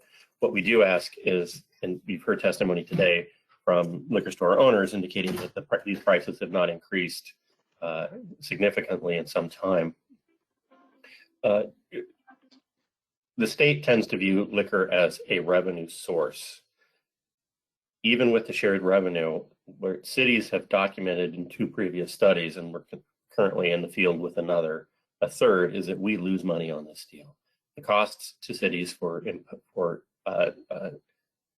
responding to public safety related and other alcohol related instances outweighs what we receive. And we are powerless to change that dynamic given the limitations on regulation and the limitations on revenue raising. We ask that these bottles, in particular the minimum pricing, be increased to ensure that cities are more adequately compensated for the costs of policing from alcohol sales and receiving, and to reduce and to place a drag on consumption. I think we had some members when asked us comparing this to the tobacco increase. I don't think that's not a reasonable comparison. What we're not asking to price people out of drinking. What we're asking is that we do place some sort of a drag on excessive and overconsumption. Believe that a person walking into the liquor store with the amount of money that a 5th bottle costs right now will still be able to walk out of a liquor store with a beverage. It may not be as much, it may not be as potent, but we're not limiting their access to product moving forward. We do ask that this move forward, and we appreciate the LSC staff efforts, and we do have a letter on file in conjunction with some of our public safety and public health partners. Time.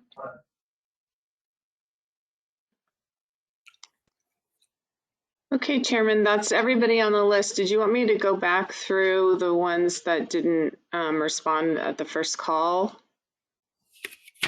No, I don't think it's necessary. Okay. I mean, if anybody is on, let's take 20 seconds and let us know you're there, and we're happy to hear from you. If not, we'll keep on going. Chair? Yes. There's a note in the chat. This is Commissioner Palcic. There's a note in the chat that there's someone that was having difficulty unmuting. Anyway. Okay, Laura? It looks like Christy Bovia did that, and I will go ahead and copy and paste that into the, add it to our written comments. So Okay. we'll be able to... But we can't hear her, right? She was trying to, she's having a difficult time unmuting herself. Christy, have you tried *6?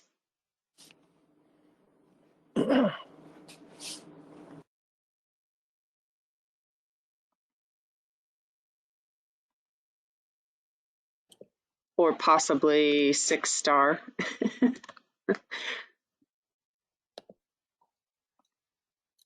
Okay. Well,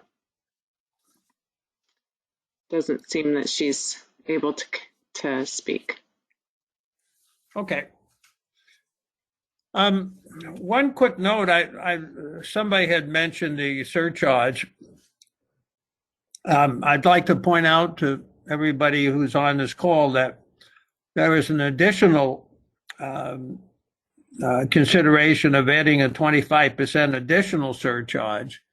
I can't talk for the governor. I would never do that, but I assume that if we pass this one, or then the 25% additional surcharge would be off the table. That's an assumption I'm making, but that 25% additional surcharge is more expensive than this one. It's just a matter of information I'm giving out. There is an additional 25% discharge surcharge on top of this. So, Mr. Chairman, Steve Marks, Olcc Director, 25-cent additional surcharge. Yeah, I'm sorry, I meant 25 cents. Okay.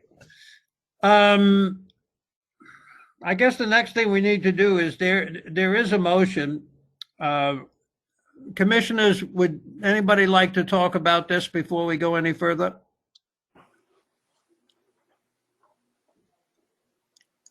I just had a question for staff. My biggest concern is just for the on-premise. We've talked about, we've tried to put out there and kind of throw it at the wall, reduction in fees or trying to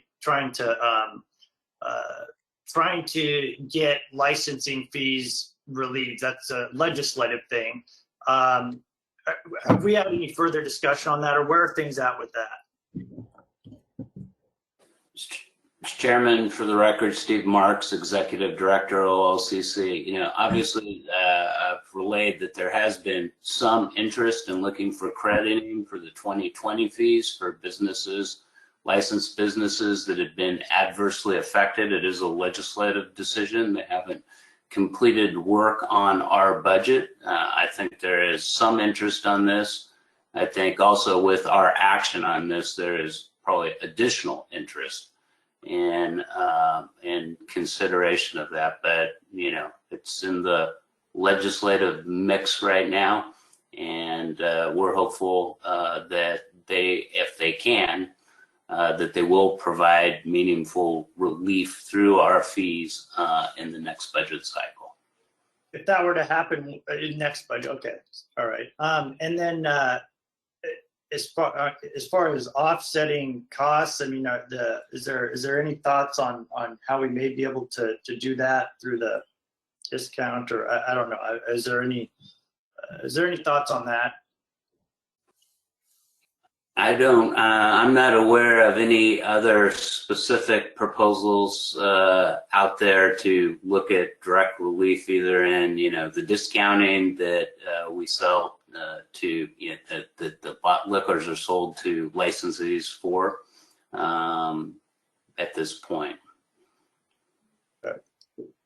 That obviously is a consideration. Could be a consideration if you wanted to provide relief in that way, but I haven't seen any bills or traction or proposals that are in that realm now.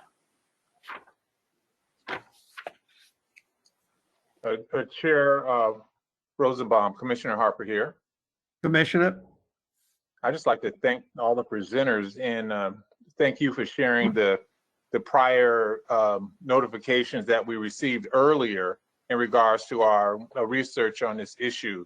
And in regards to minimum pricing. So I just want to say thank you and thanks everybody for forwarding information months in advance so I can make a conscious decision in regards to this this issue. Thank you, Commissioner.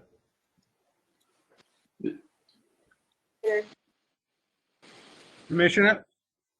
Commissioner Curran, for the record, like Commissioner Harper, I do want to say that I am appreciative of everybody taking the time today to come and present. While we did read all of the large binder of information, that it is helpful to speak with all of you today, to listen to your presentations. I'm somebody who's not always on the majority side of everything. It sometimes feels like may not be talking, or your information may not be helpful, but it is. I really appreciate everybody's work on this matter, the presenters that came before us today, and so we hear you, and we're taking all of this information into account.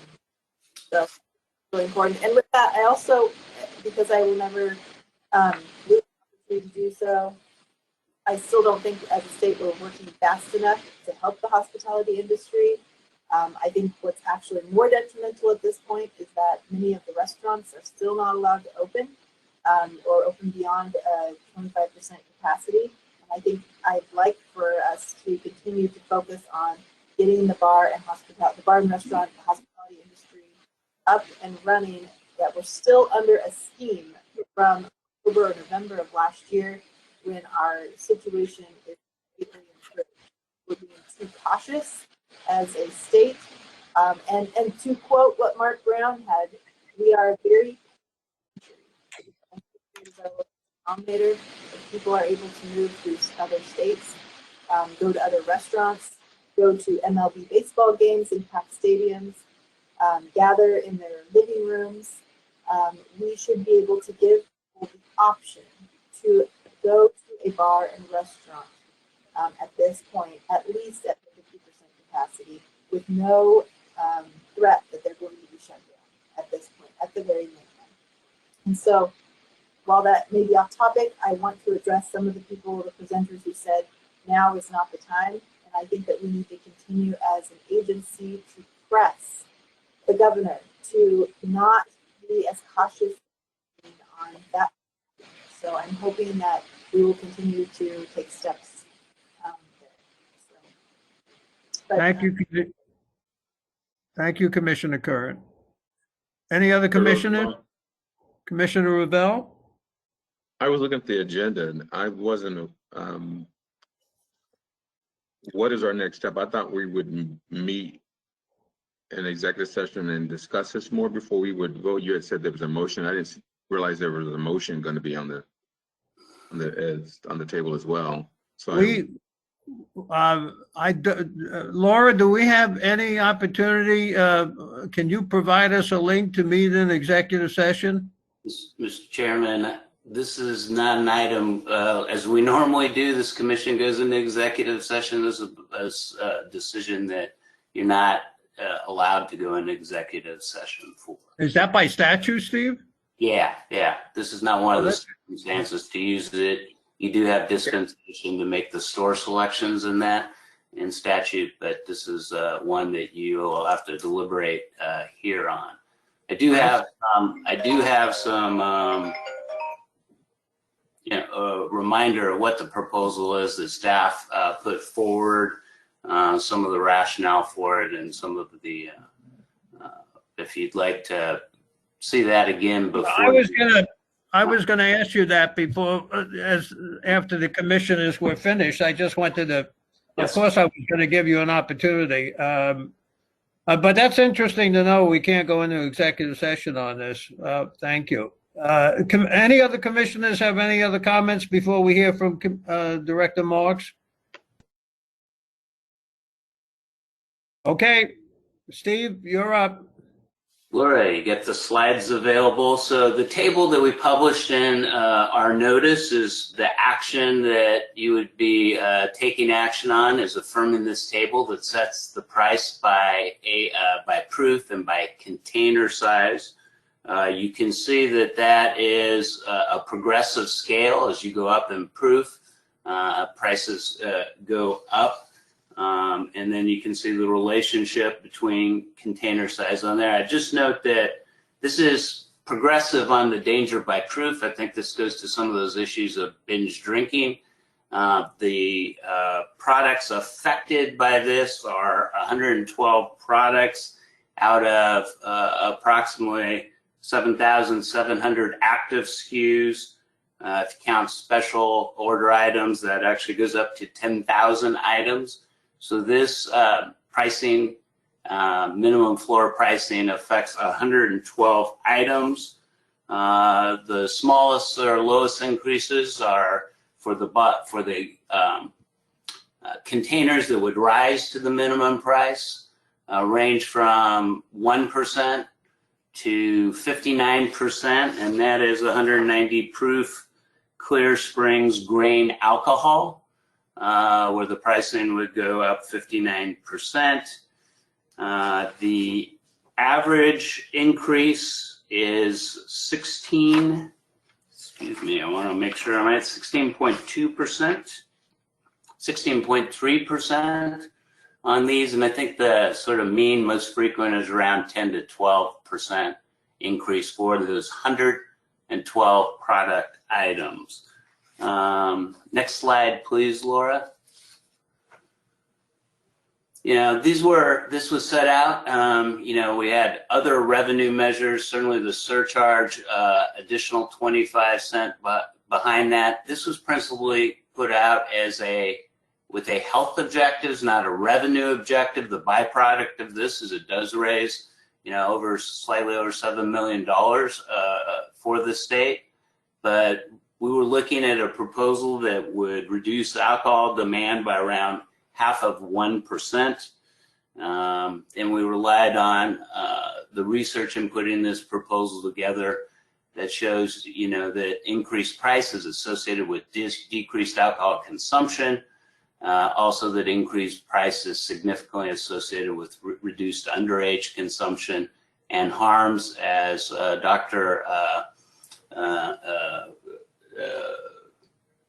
Dr. Reginald Richardson was concerned about in the state plan.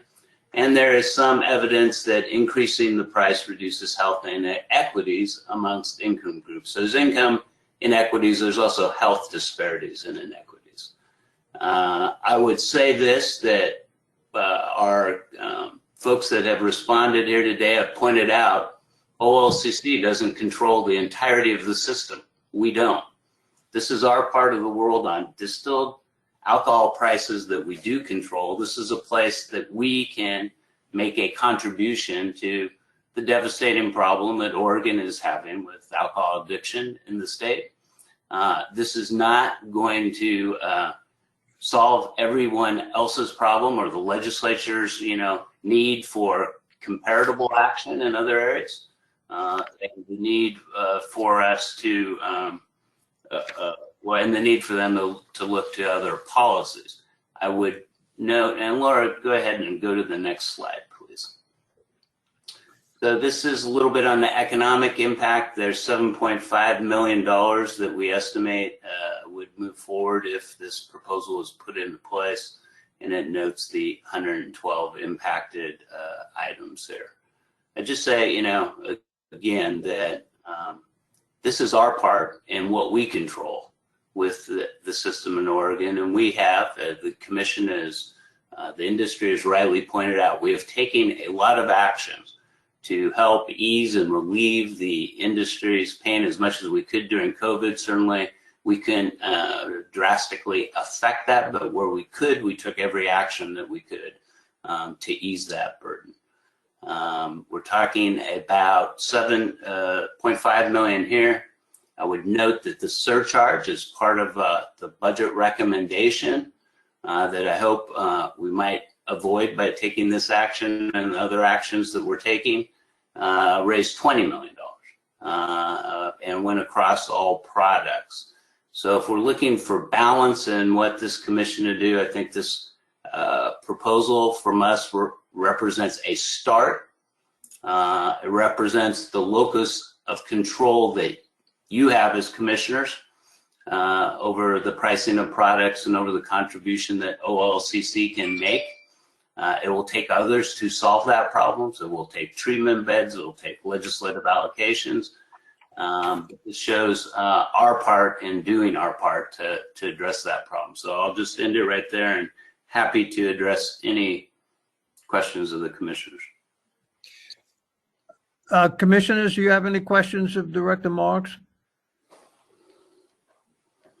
Well, Steve, this is Revolve, and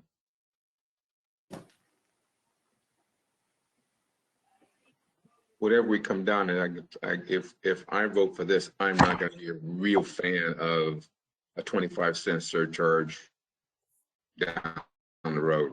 Just for the record. Appreciate it. I should note one more thing, Mr. Chairman. Steve Marks, for the record, just so I make that clear. We are planning on a July 1st implementation date for this pricing. Chair Rosenbaum, Commissioner Harper here. Commissioner? One of the resounding notes that I kept hearing is from not only the citizens of Oregon, but the people that are in the industry is why now? Can you share a little bit about that, Director Marks? And I'm sort of swaying one way, but can you answer why now? Well, for a couple of reasons. One that you are quite aware of is the pressure as we increased alcohol delivery and availability during the course of COVID. We became, intently aware of the state's alcohol problem and need for treatment beds, the impacts alcohol was having on Oregon itself. And, in the face of that concern from Oregon Recovers and others, legislators concerned about that public health crisis, the combining of the need for revenue for the state at the time, including more dollars than this in the surcharge. It seemed that this was a way to work on two goals at once, and our budget relies on additional revenue as proposed.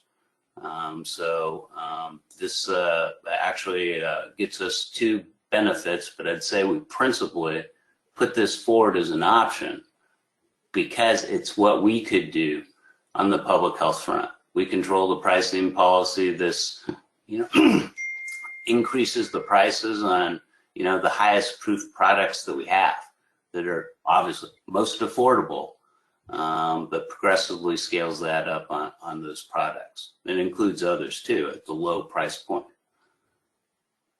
With more. Thank you. Yeah. Any other questions? Okay. Chairman, this is Laura. Sorry to interrupt. It looks like Matt Doglia had a question in the chat. I'm not sure if you wanted to address it or not. Yeah, let's go ahead. We need to give everybody a chance. Hey, Steve, how are you? Very good. Good to see you. It's been a while. So this is a technical question.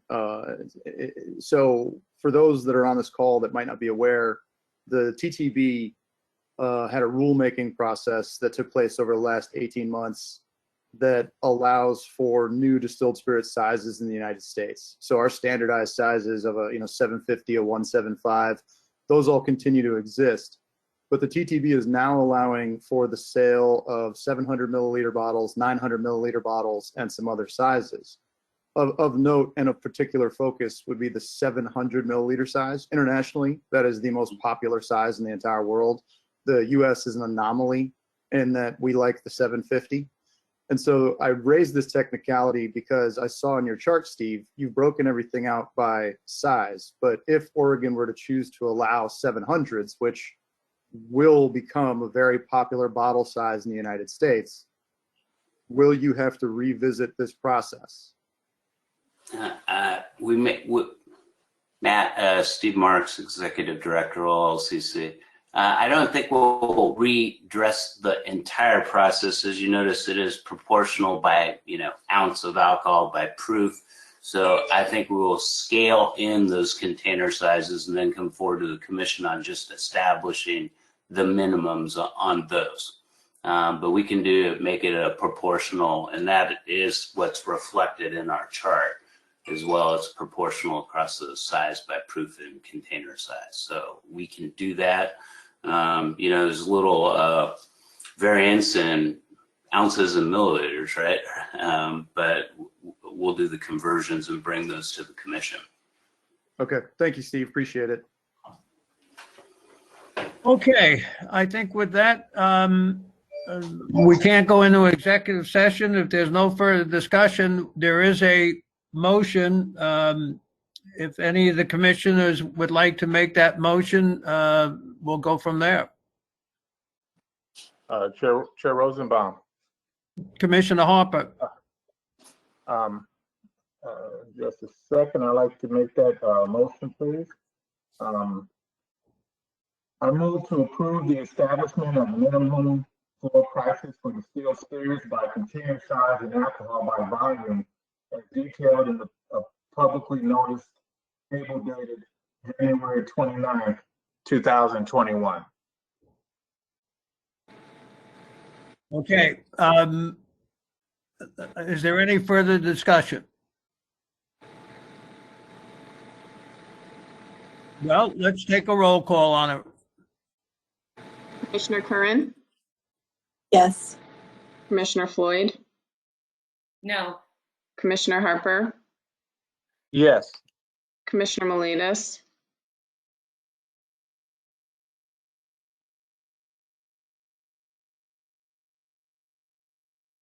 Commissioner Miletus, looks like you are muted.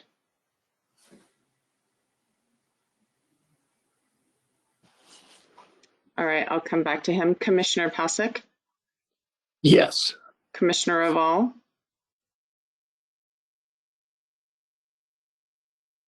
Yes. Chair Rosenbaum? Yes. Commissioner Miletus, sorry. Oh, sorry.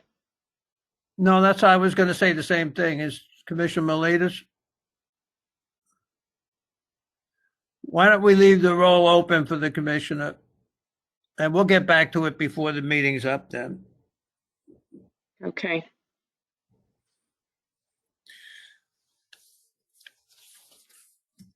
Okay. Let's see where we are. The next issue is the Olcc update on Interagency Impact Questionnaire and, nope, sorry. Yep, that is a public passage of Federal Hold Act. Jess Newworth? Yes, hi. Chair Rosenbaum, can I just interrupt you for one moment? It looked like Commissioner Miletus popped on. Okay. Sorry. Commissioner Miletus, we're waiting for your vote on the. Sorry, I was abstaining. Okay. All right, then Laura, close the roll and announce it, please. Okay. So the vote is 4 yes, 1 no, and 1 abstained. So the motion passes.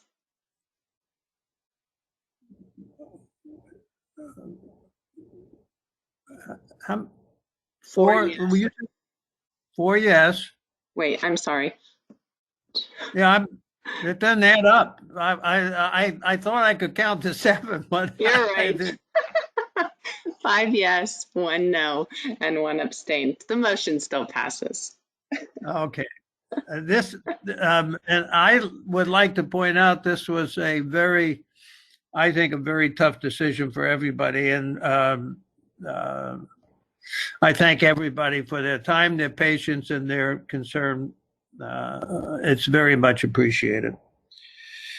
Okay, the OLCC update on Interagency Impact Questionnaire and possible passage Federal Hall Act. Jesse Newworth. Jess.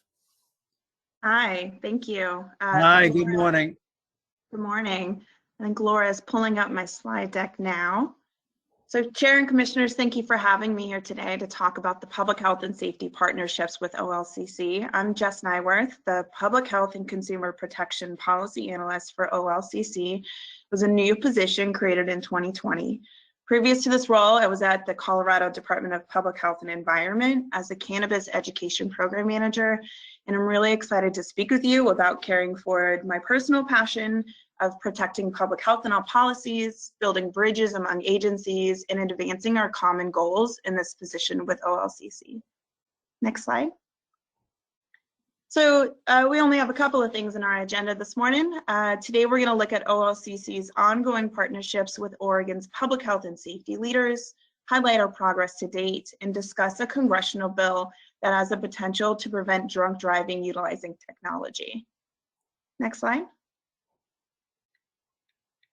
So building on the success of partnerships between OLCC, the Oregon Health Authority, the Alcohol and Drug Policy Commission, and the Oregon State Police, including participation on the governor's advisory committees and the existing rules advisory committee process here at OLCC, our current process with the RAC, the Rules Advisory Committee, invites public health and safety partners to review, provide expert insight, to shape OLCC regulatory language to protect Oregon.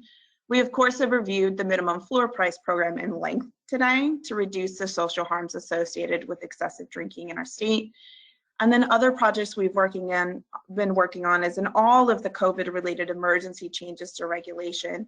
We have included research-based public health and safety protections balanced with allowances for the bar, restaurant, and alcohol industries to operate in a limited environment. Essentially, we have strong partnerships already, and we do have successes that we are continuing to build on. Next slide. So since joining in December of 2020, I've been able to build upon the existing partnerships with key players in Oregon to ensure that OLCC continues to fulfill its mission to protect public health and safety.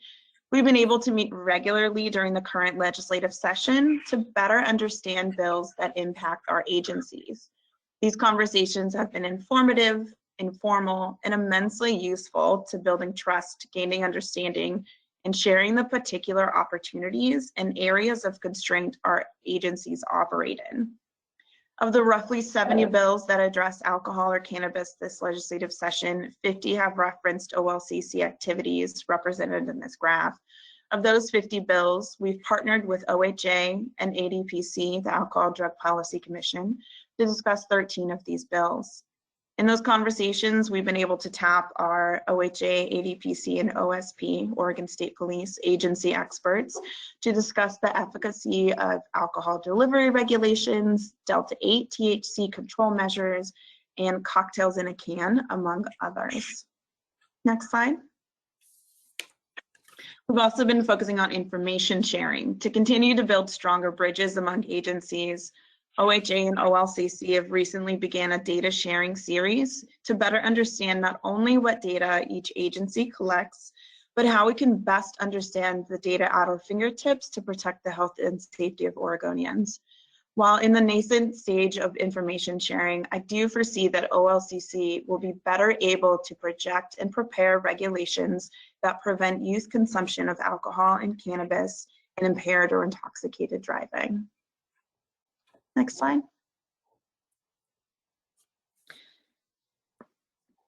Oh, next slide. Maybe it froze. Sorry. No. Oh, that's okay. There we go. There we go. So we've also been focusing on increased coordination. We've put formal processes in place as well to coordinate and partner, as you can see here. I'll dive into the updated RAC process shortly, but want to draw attention to the increased role of OLCC on long-term commissions and short-term task forces. I'm a participant on the Alcohol and Drug Policy Commission meetings, and recently with Chris Mayton presented on the minimum pricing program to the commission. I represent OLCC on the Oregon Health Authority's REAL Task Force, which is creating a research and evidence-based excessive drinking campaign in Oregon. And then of course we do ad hoc and then regular meetings with our partners to continue that open communication and coordination. Next slide. So I'd like to draw your attention to the Interagency Public Impact Analysis Framework that was put into place this past year. It's a formal process with our public health and safety agencies to increase open communication, leadership, and cooperation to continuously improve our effectiveness in policymaking that serves the interests of Oregonians. This framework formalized our partnerships with other lead agencies and advances our ability to make evidence-informed decisions. So let's take a look at this implementation in action. Next slide.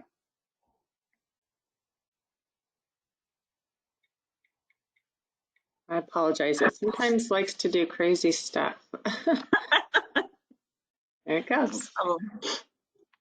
So this is our public health and safety rule change concept development about our RAC process. The chart here details the Rules Advisory Committee process, the public OLCC process to invite experts to confer and advise on alcohol and cannabis regulation language. I'd like to draw attention to two items, and Laura, if you click twice on there, it should bring up two circles. Awesome, thank you. These are the changes we have made this year. Previously, OHA, ADPC, and OSP were invited later in the RAC process to provide their particular expertise. While this process has been productive in the past, the emergent nature of COVID-related regulatory changes has really exposed the need to bring in our expert partners earlier to improve our effectiveness. We've also added a second layer of touch point, that's that circle farther down on the process here, with our partner agencies to ensure that their submitted impact statements are understood by OLCC staff. This really allows us to clarify and better understand the concerns, support, and questions posed by Oregon State public health and safety experts. Next slide. And our next section that I want to discuss this morning is our leadership on a national level. Recently, we've become aware of the HALT Act. Next slide. This is the Honoring the Abbas Family Legacy to Terminate Drunk Driving Act. It's a congressional bill presented in the House at the national level. So it has bipartisan support. It was reintroduced this congressional session. Some key items: it involves a $25 million fiscal commitment, requires the commercialization and standards for a passive alcohol detection system in all new cars, and the initial rollout they're proposing is in government vehicles. So let's take a look at those key concepts. Next slide. In general, it requires motor vehicles produced after the effective date in 2022 to be equipped with an alcohol detection device that, number one, determines the blood alcohol concentration of the operator of the vehicle, and two, if the blood alcohol concentration determined by the device is greater than the national 0.08 back, prevents the vehicle from being operated. So essentially it's a passive interlock device. The second little symbol there is about our development that is written in the bill. It works to work directly with motor vehicle manufacturers, suppliers, and other interested parties to really accelerate the development of these devices, ensure integration, and then ensure the creation of market demand for these devices. And then our third key concept here is our fleet demonstration. They're looking at it September 8, 2022 for the Minister of NHTSA, the National Highway Traffic Safety Administration, to enter into an agreement with the Administrative General Services. Really what they're saying is they want at least 1,500 fleet vehicles owned or operated by agency, department, of the US to have these devices. So next slide. So while Laura is queuing up this video will provide a quick overview of some of the proposed technology that could come into play.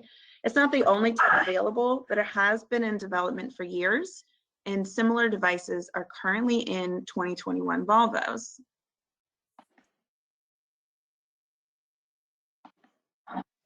Oops, hold on. Let me do that again. I gotta check the right box.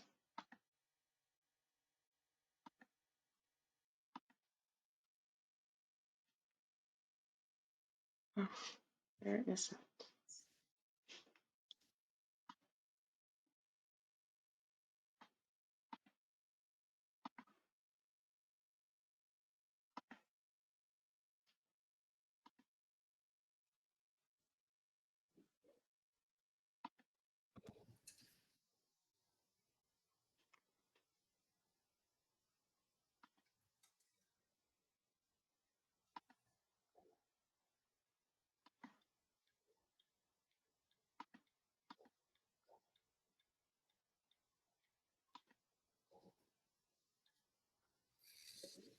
Well, I don't understand why that is not.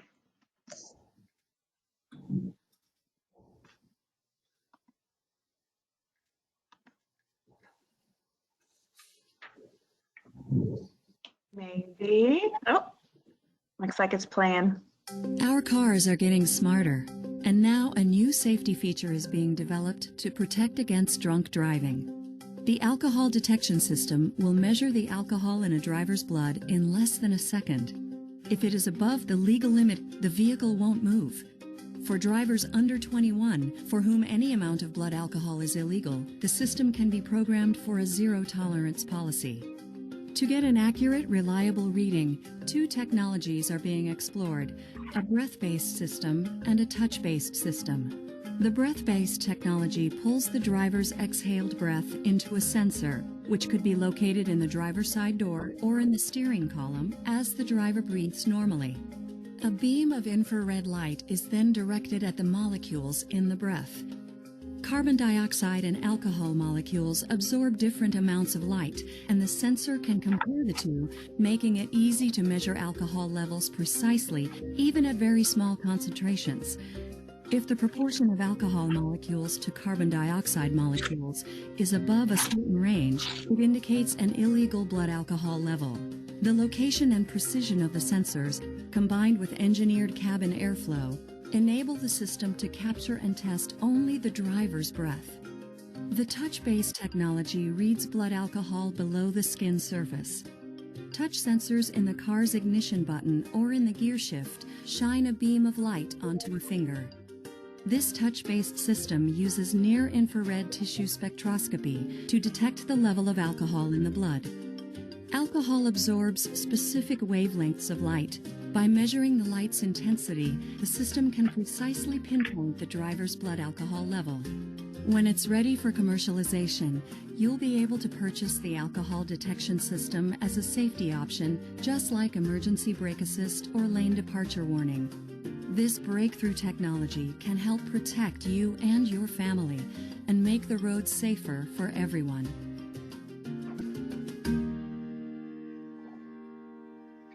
So there was a little link at the bottom for the dadss.org website for that is developing, one of the developers of this current tech.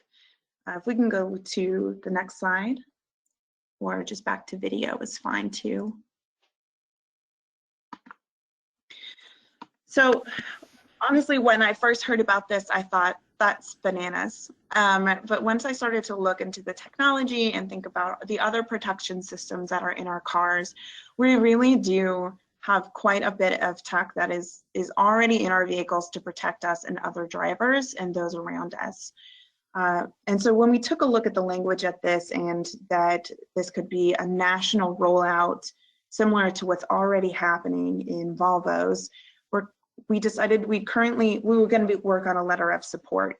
So currently we're writing a letter of support with the Governor's Advisory Committee on driving under the influence of intoxicants the Governor's Advisory Committee on Motor Safety and in partnership with the OLCC. We strongly believe that tech has a role to prevent drug driving in the US and could greatly reduce the number of traffic fatalities due to impairment. So I wanted to say thank you. Today we looked at 5 months of progress, and I'm confident that a long-term strategy to build upon existing partnerships and coordination with state leaders will produce long-lasting positive results for the OLCC and Oregonians. Thank you for your time. That was wonderful.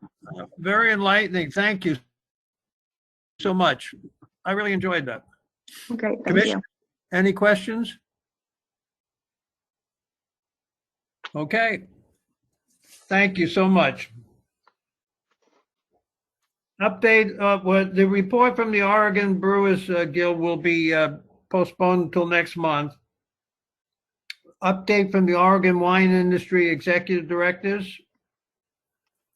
Tom or Jana, Fawn, who's going to start? Welcome. Good morning, Chair Rosenbaum. This is Jana McCamey from the Oregon Wine Growers. Fawn and I are going to do our presentation first, followed by Tom, who kindly let us switch up the agenda with the legislative session. We need to get to some other meetings. Laura, are you sharing our presentation? Yes, just 1 second here. I'll pull it up for you.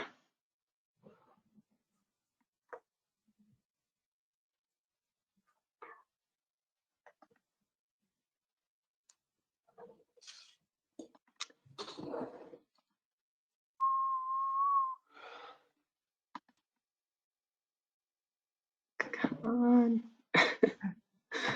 Well, I'll start while you're pulling that up. So good morning, Chair Rosenbaum and commissioners. Thank you for the opportunity for us to provide a wine industry update for you. The last time we were in front of you all was mid-October, just on the heels of a very devastating wildfire season for our industry. Tom is going to be able to share some interesting economic impact information in his presentation. I know you will all look forward to that. Fawn and I are going to focus on legislative updates and some regulatory updates for you all. And again, I'm Jana McCamey, Executive Director of the Oregon Wine Growers Association. We're a membership-based organization. This year, we're actually celebrating our 40th year as the OWA, and we have hundreds of members from scattered throughout the state of Oregon, and we're active here in the state and also in Washington, D.C. So thank you for the opportunity to be here. If we could advance the slides, Laura, please. And Fawn, do you want to introduce yourself before I jump in? Sure. So Fawn Berry, I represent the Oregon Wine Council. I'm their executive director. Thanks for having us here today. We look forward to talking about where our industry is with the legislative session and on some of these issues. So go ahead, Jana. Great. Thank you. As you all know, it's a very intense legislative session, and we're heading towards some important deadlines here in April.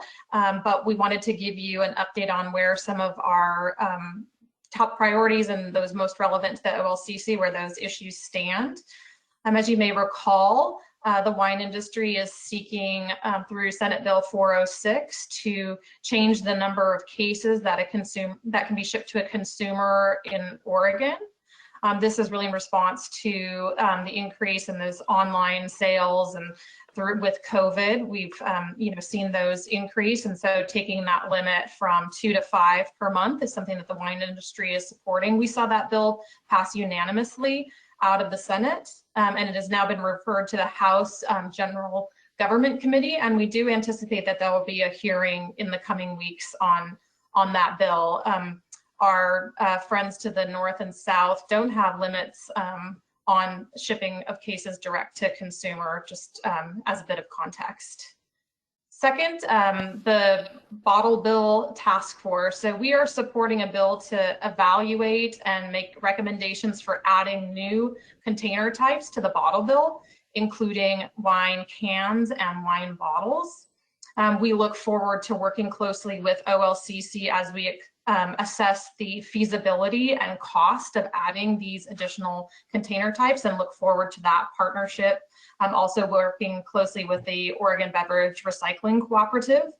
At the same time, we're engaging in conversations around producer responsibility organizations. There are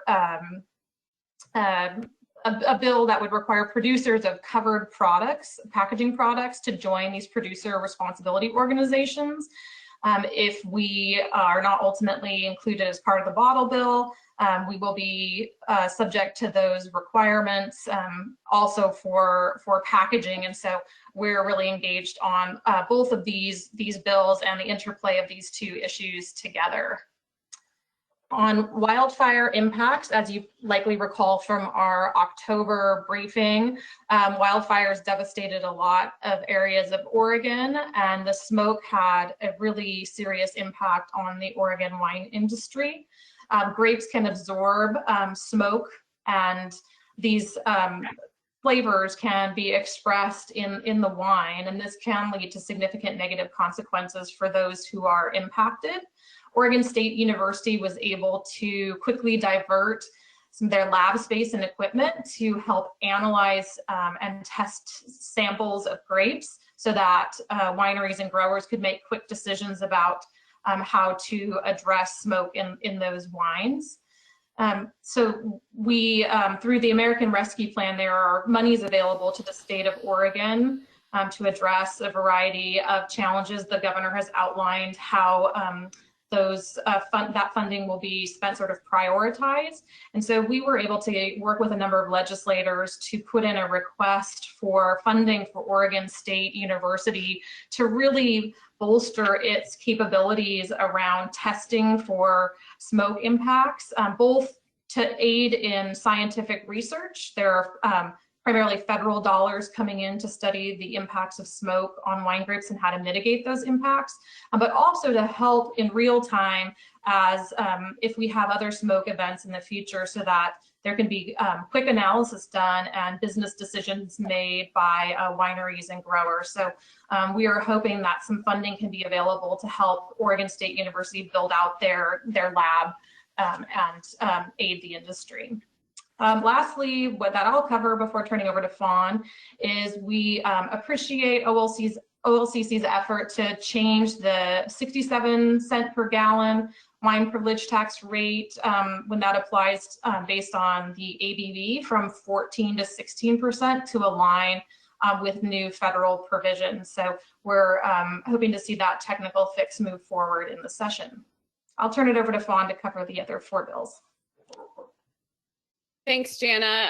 As Jana said, and you can see by this list, it has been a very challenging legislative session with a lot of issues affecting the wine industry. I think one of the other challenges that we've had is there are a number of bills out there relating to alcohol or relating to wine that have potentially been impacting us, and trying to manage through various amendments on these things has been pretty challenging. So some of the bills that we wanted to cover, just the wine tax and price increases in House Bill 3296 and House Bill 3377.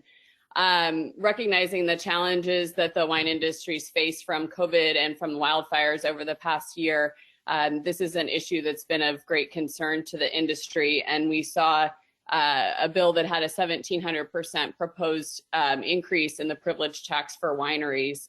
The proposal failed to advance, and House Bill 3377 was introduced late in session. With the amendments to that bill, which was moved to the Ways and Means Committee yesterday, there's a task force that would be created that's required by 2022 by the 2022 legislative session to recommend tax increases or minimum pricing for alcohol to reduce consumption, and plan and fund for the plan produced by the Alcohol and Drug Policy Commission.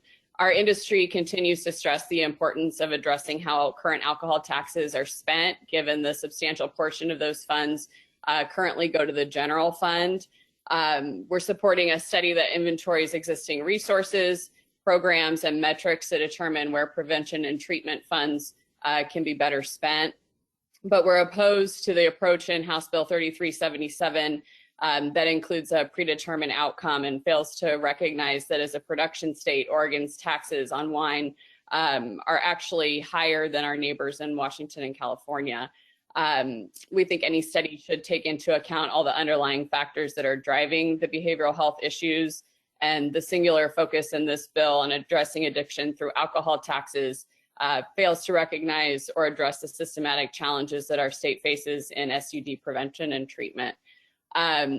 We don't think that supporting substance abuse prevention and treatment and supporting our homegrown Oregon wine industry should be mutually exclusive. Our organizations have been very focused on working with the legislature to support a more balanced study through the Ways and Means Committee where this bill was sent. On alcohol delivery, House Bill 3245, we just want to thank OLCC for working with the industry to address the concerns that we raised about common carriers and the wine industry in this bill by distinguishing common carriers from third-party e-commerce providers since they have fundamentally different business models. I think those amendments have been floated with everyone and are acceptable for us, so we appreciate your efforts to work with us on that issue. Senate Bill 317, we just wanted to flag for you this bill. There was a version of this bill that passed in one of the special sessions that included wine. The bill was introduced this session, but did not have wine included. And so there was an effort to get wine included in that legislation, and it's been moving through the process and will be heading toward the House for consideration. So that bill is moving forward this session, at least at this point. And then House Bill 3194, cocktails in a can. We've had concerns about this legislation because of the potential impact on tax revenue and the potential issues around shelf space. We have been engaged with the committee and discussions around this, and our understanding is that there will be an additional hearing this afternoon where they will talk about potential revenue solutions, but that it won't be advancing this session. We expect that those conversations will be ongoing in the next several months. So you can go to the next slide. And then just some of the other issues that are facing the wine industry we wanted to bring up to your attention. Oregon OSHA has been working on permanent rules to address COVID in workplaces. The initial permanent rules would have affected other infectious diseases, and the rule has been scaled back to only be a COVID-specific rule, which we think is the right direction. There are still some concerns about the way that this will play out. There's a 30-year record retention that we've raised some concerns about, and we'll be awaiting final action on those permanent rules with the goal to have those rules repealed once the COVID crisis is actually over and the emergency situation ends. And then there have been ongoing discussions through the Oregon Solutions process with the wine industry for us to talk about various issues that the industry has had to deal with over the last couple of years. We appreciate OLCC's support of that Oregon Solutions process, and just wanted to let you know that those discussions are ongoing, and the plan is to continue those over the next several months. So thank you for that support. Jana, back to you. Thanks, Fawn. I wanted to touch on the online tax reporting system that OLCC is developing. Certainly want to express our industry's thankfulness for moving away from the paper system to an online system.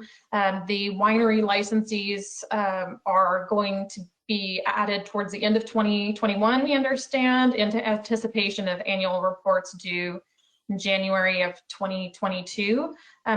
While this hasn't rolled out to winery licensees yet, we do have some that hold different license types that are already in the system. And we've enjoyed a good conversation, cooperation with Debbie Amsbury and her team. Just wanted to note that based on some of that initial feedback that we're getting, there's a significantly heightened level of detail being asked for in the online system than the prior paper reporting system. And this can create a substantial administrative burden for businesses, especially as they're coping with different requirements, not related to taxation, but other business requirements due to COVID. And so we certainly, again, express our willingness and availability to work with your team at OLCC on the smooth rollout of that system. And I think we're all looking forward to moving into more of the information age and want to be here as an information resource for you and your team as that gets rolled out to the winery licensees later this year. Next slide, please, Laura. Mr. Chairman, Jana, I just wanted to thank you for that work and just commit to you that we'll do everything we can to smooth that rollout. We hope to bring extra people to our help desk from SICPA, and we're committed to make that a customer-friendly system. We do know it has more details, but I appreciate the industry's organization of that workforce to help our largest segment get through that, because that obviously causes me a little bit of anxiety. But if we have things that we have to change to make it work in the future from where we are, we're committed to do that for our customers and get good reporting and make it work. So thank you for that. Well, thank you, Steve, for that response too. And again, in so many areas, we see great cooperation with Steve and his entire team. So certainly want to thank you for your work with us, and again, continued offering to be involved and making sure, because this will be a long-term system for all of us, and we want to make sure to get it right. And it's not only going to be collecting privilege tax, but also the very important wine grape tonnage tax, which funds the Oregon Wine Board's activities. And we're seeing that expand to out-of-state wineries who are purchasing grapes from Oregon growers and making Oregon appellated wine. So we want to thank OLCC for including also that tonnage tax collection system. Shifting over to COVID-19 reopening, and I think we're all glad to see the vaccines rolling out and things, the hope of things turning to some semblance of normalcy. Although we did see in the governor's latest announcements around the county metrics that a lot of counties are going in the wrong direction currently. So really we're making sure that our members are up to date on the reopening guidance and keeping them on top of what's required. It can be very confusing for consumers that are coming to visit the state, because let's take the Willamette Valley region, for instance. You can have Yamhill County with one set of requirements and a neighboring county having a different set of requirements. So there's a lot of messaging that's required out to our industry, and then also to tourism partners and to consumers that are coming to visit the state, to make sure they understand the rules of the road in visiting wine country here in Oregon. So certainly if OLCC hears from folks, we're happy to help field those calls as well to make sure we're all on the same page.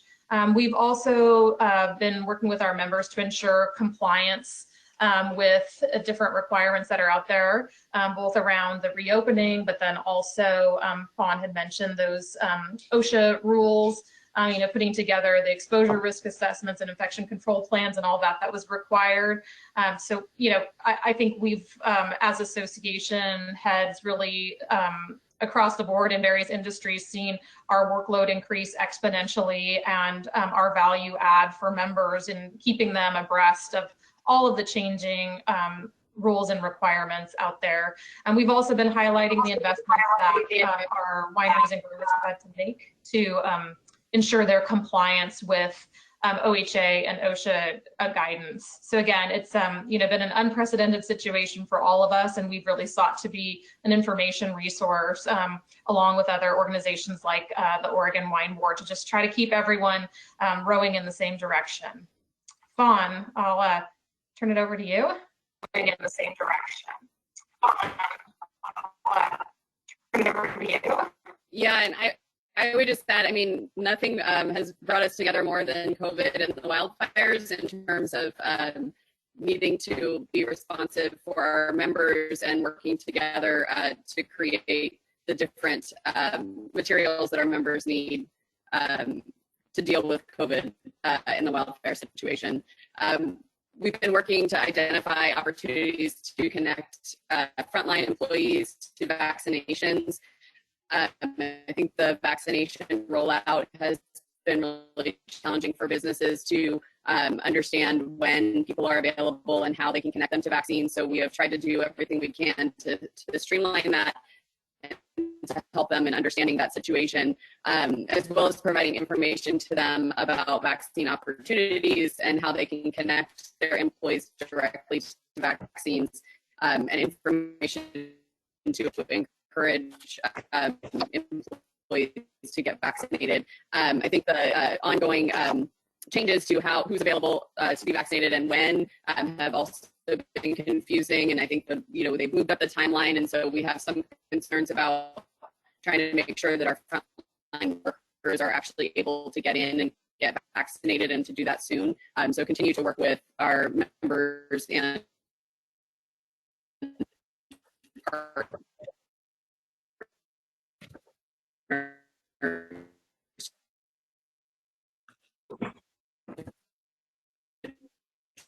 try to make that happen as soon as possible for those workers and for the industry. So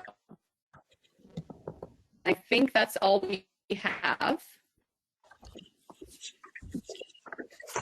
Okay, we're happy to answer any questions, and of course, I know it's a busy agenda, so I'll be able to stay on. I don't know I think Fawn has to move to something else, but if there are questions after Tom's presentation, I'm available.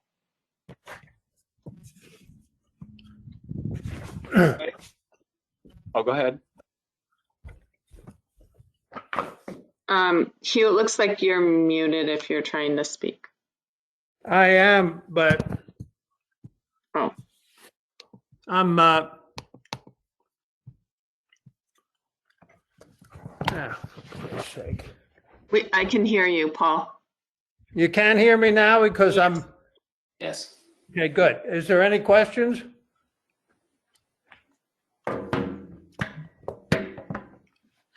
I lost my connection for a minute. So Paul, I think we're ready to move to Tom if there's no questions. Okay. Thank you. Okay.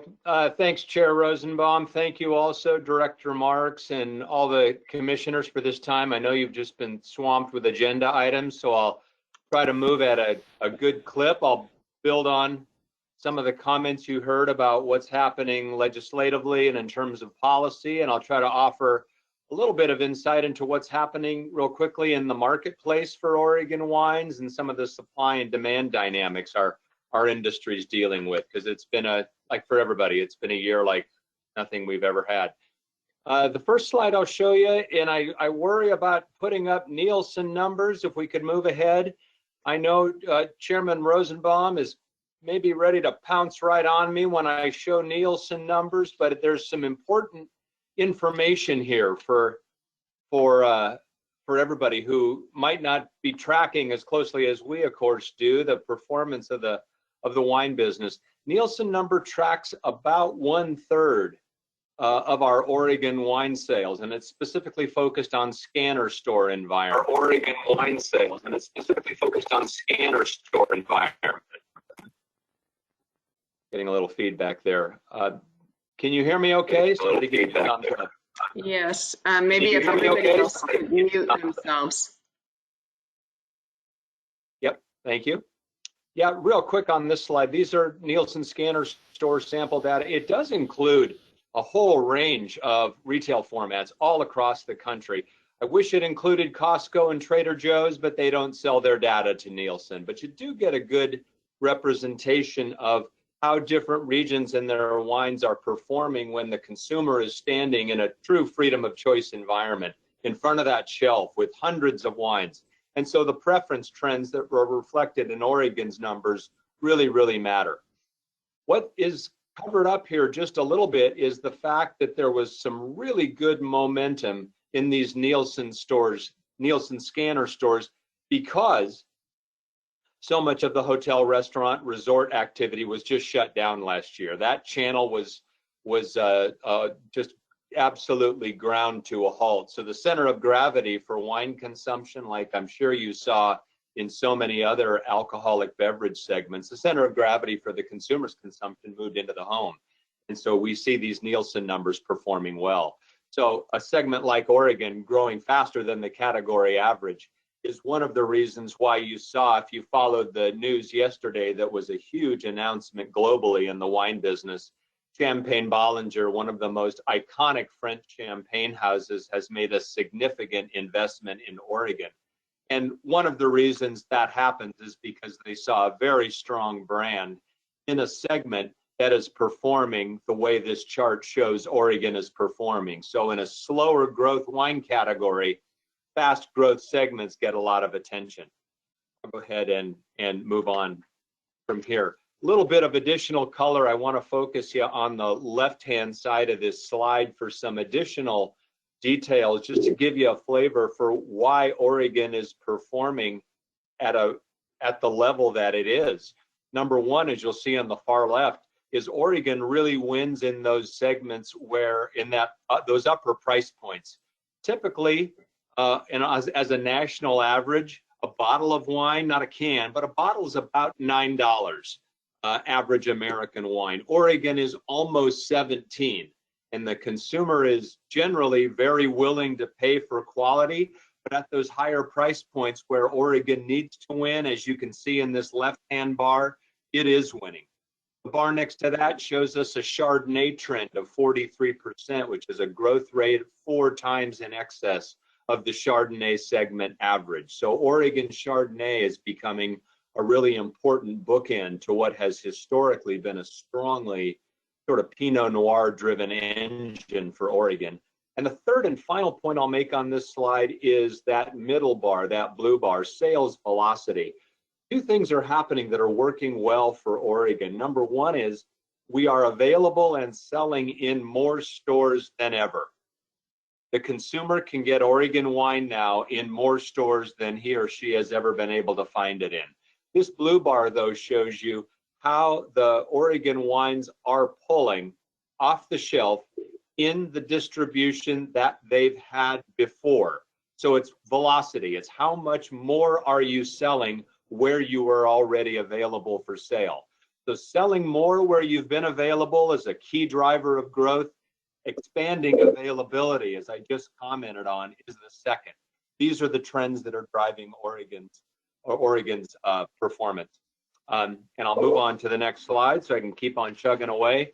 One of the things that makes our wine segment quite different than some of the alcoholic beverage segments, not all of them, but the wine segment's different, is critics love to write and score wines. And the consumer reads these kinds of magazines. Here, for example, is a quick cover shot of our country's #1 consumer publication for fine wine. And I put this particular cover up because every January for the last 25 years, the editors of Wine Spectator have looked all around the world and have listed their top 100 wines of the world.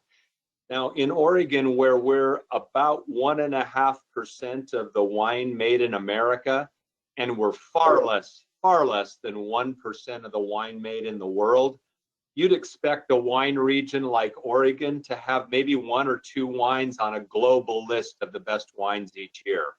Oregon, instead of having 1 or 2, Oregon had 7. 7 out of the top 100 wines in the world are from Oregon. Napa and Washington combined had the same number, but Oregon had 7 wines. That's one of the reasons why Oregon is able to hold firm pricing. You heard me talk a minute ago about rapid growth in the $15 and up per bottle segment. That is a segment where Oregon has to win. And when you've got the quality that is reflected in critic scores in publications like Wine Spectator, when wine quality that everybody talks about, but you have to deliver on to win in those price tiers, it's happening for Oregon. And that's the kind of thing that winemakers, winery owners around the world are seeing, is Oregon's growth and its quality reputation. And that's one of the reasons why companies like Champagne Bollinger are investing here and seeing the value of what's happening. I'll press on now to my next slide. And gives you a quick overview of our most recent economic impact study for our industry. The results are compiled by some econometric analysts and academics who have done this for years for us and for many other regions. And I'll give you just a quick second to just absorb some of the numbers.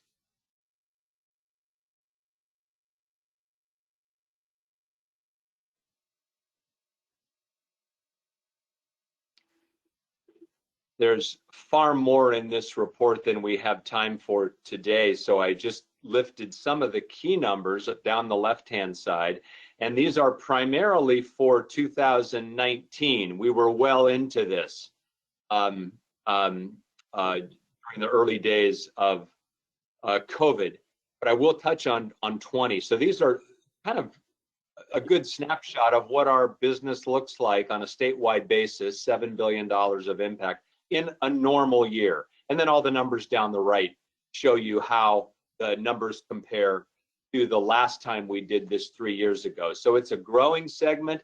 It's a diverse segment. I will call your attention to the third item down on the left where it says 894. That is the size and scope of the tourism economy in Oregon. The tourism economy, I should say, that is specifically attributable to Oregon wine. And so we just have such great relationships with our friends in the tourism business because we're important to them and they're very important to us.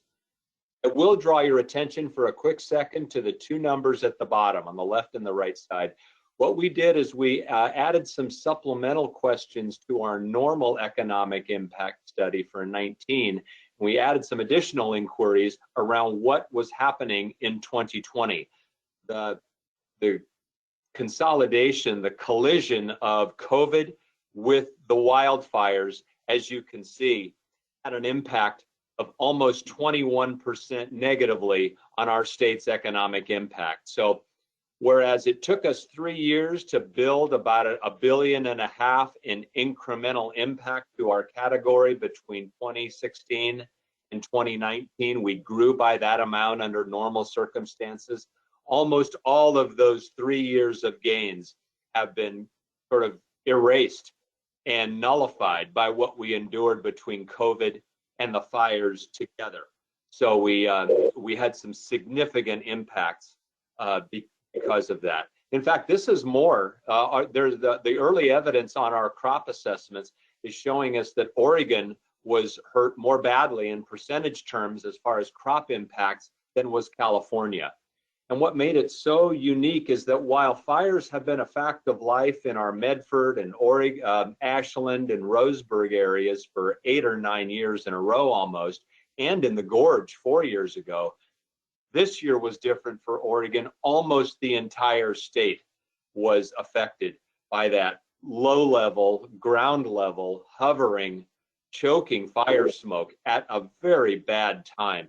The whole smoke equation is a complicated one, driven in part by what's burning that's creating the smoke, what elevation is the smoke at, what time is it presenting itself as a problem, how far does it get to ground level, and how long does it sit around. I never thought we'd know as much about smoke as we're having to learn now, but it made a huge difference. Anyway, I'll press on. You can see that the next slide here kind of recaps some of what I just said. And there is some important information. What's interesting is that while smoke had a profound impact on all West Coast wine grape growing regions last year, what's interesting is that by and large, winemakers have some important ways to recover from that. Not fully, but there's a good sense of optimism that there will be a gradual recovery from that. COVID is expressing itself with a significantly longer tail. It is dramatically upsetting the apple cart in terms of long-haul tourism. Tourism is now a local business, at least for the near term, until everybody gets their shots, we're back to normal. And tourism, as you just saw, is a significant contributor to our wine economy, and it drives direct tasting room sales for many of our 900 wineries. So COVID will have a long tail that will express itself in significant changes to the tourism equation, and it will significantly and dramatically affect, as we're already continuing to see, the hospitality sector that is so critical for Oregon. Restaurant, resort, and hotel business is going to be a long recovery. So the long-term impacts of COVID cannot be ignored, even though we'll get through, not easily, but we'll get through what the fires threw at us. Real quickly, my last few slides here, I'll just give you a quick look as the slide advances. And I'll show you our plan for recovery has sort of two primary components to it. Our strategic plan for our wine industry's recover has two critical elements. One is continued investment in R&D. You can see 4 areas here that we are investing in scientific research money. And certainly in most of these areas, changing climate, sustainable production, and wine quality, we are putting money into from our industry, putting money on top of what you heard is going to be available federally for us to research how smoke effects can be offset and dealt with in wine cellars and in vineyards. The next slide gives you a flavor for some of our priorities in our marketing and communications area. That's the second hemisphere of our recovery plan. You see tourism, you see market expansion. You heard me say Oregon wines are available in more places than ever. We absolutely want to keep the pedal down on that. Market expansion is a key strategy. The tourism recovery is essential. And the thing I'll touch on for a quick minute now is what we are focused on in terms of brand equity. One of the things our industry has been eager for is as more wines get out into the marketplace from Oregon and availability goes up, we need to tell the consumer that we're there. Build the brand equity of Oregon beyond just those people who read those fantastic scores in Wine Spectator and reach the millions of people who just don't follow wine that closely, but know that there's something special going on in Oregon. And our industry has given us some great feedback. Large wineries, small wineries, north, south, growers, wineries, all sectors of our category have contributed to helping us shape a new brand identity campaign, which you'll get a flavor of here as the slide advances. Our tagline will be true character, and that works on many levels for us. But since we're short on time, 2 of the most powerful levers that we'll pull with this true character idea is expressing the character of the varietals that are grown in Oregon, the actual wines in the glass, and there are over 70 different varietals grown in Oregon. Second way true character speaks uniquely and specifically to the Oregon wine community is it's inherent that this is a community of growers and winemakers who collaborate, who work together, and the character of Oregon's winemaking community is in itself becoming more of a global asset. So you'll see this campaign playing out over the next few years, but it's the result of just some sensational input from our industry all over the state. One of the first places you'll see it, you can get a flavor of it in the next slide. We are stimulating our tourism guide. We print about 75,000 copies of this 80-page 4-color guide, and I'm happy to send you as many as you want so you can give them to your friends for free. It helps them plan their visits to Oregon wine country and further fuels that $900 million a year tourism sector. Here you can see an example of some of our new brand logo work, and as people flip through the pages, they'll see stories that make that true character idea come to life. My last comment before I turn it over for questions is I want to make sure I acknowledge the good work that's been done by Olcc, Debbie, and Angie specifically in being willing to come and talk to our industry forums about the coming conversion to the online system. And also, we're really eager to work closely with the Commission on the Responsible Vendor Program. We take very, very seriously. At the same time we're stimulating tourism, we take very seriously the commitment to safe and responsible service standards in all of our tasting rooms around the state. And we appreciate the work that Olcc staff has been willing to do with us to make sure that all of our wineries are compliant with the standards that you expect, that we expect of ourselves. And we're going to be making a special effort to re-highlight again, renew the commitment and awareness to the Responsible Vendor Program so that it's known more sort of prominently in our industry as we get ready to welcome more guests. So thank you again for the invitation. I'm sorry to cram a long presentation into what seemed like a long speech, but there it is. Any questions? Tom, Jana, Fawn, I'm so glad. I know I speak on behalf of the whole commission. Thank you. This is really, it's very enlightening. You did a great job, everybody, and it helps us immensely. So I thank you, and I obviously like to continue this. Let's make it a tradition. You bet we will. We're happy to come back in August or right after the harvest in November. But thank you, Director Marks, for making this happen. Laura and Chair Rosenbaum, all the commissioners, we're glad to talk about our business. Thanks again. Wonderful. Thank you. Legislative Equity Bill Update, House Bill 3112, Jeanette Ward Horton. It's called the New Leaf Project. Okay. Hi there. Hi. Hi. Thank you for having me. I appreciate it. Glad to join. Glad to join the commissioners here and Steve Marks as well. So I'm happy to give you all an update, and thank you again for having me on this bill, because I am pleased to first just explain it. It's a really big bill. So if your introduction to the bill was to try to read it online, I appreciate you. It is like 50+ pages. So I will break that elephant down for you in 4 parts and make sure that everyone's got an understanding of what it is and what it does. And then I'm happy to answer any questions you all have, as well as I'll quickly address some amendments that are on the table with the bill that are important. We'll actually be talking about them today with the Judiciary Committee.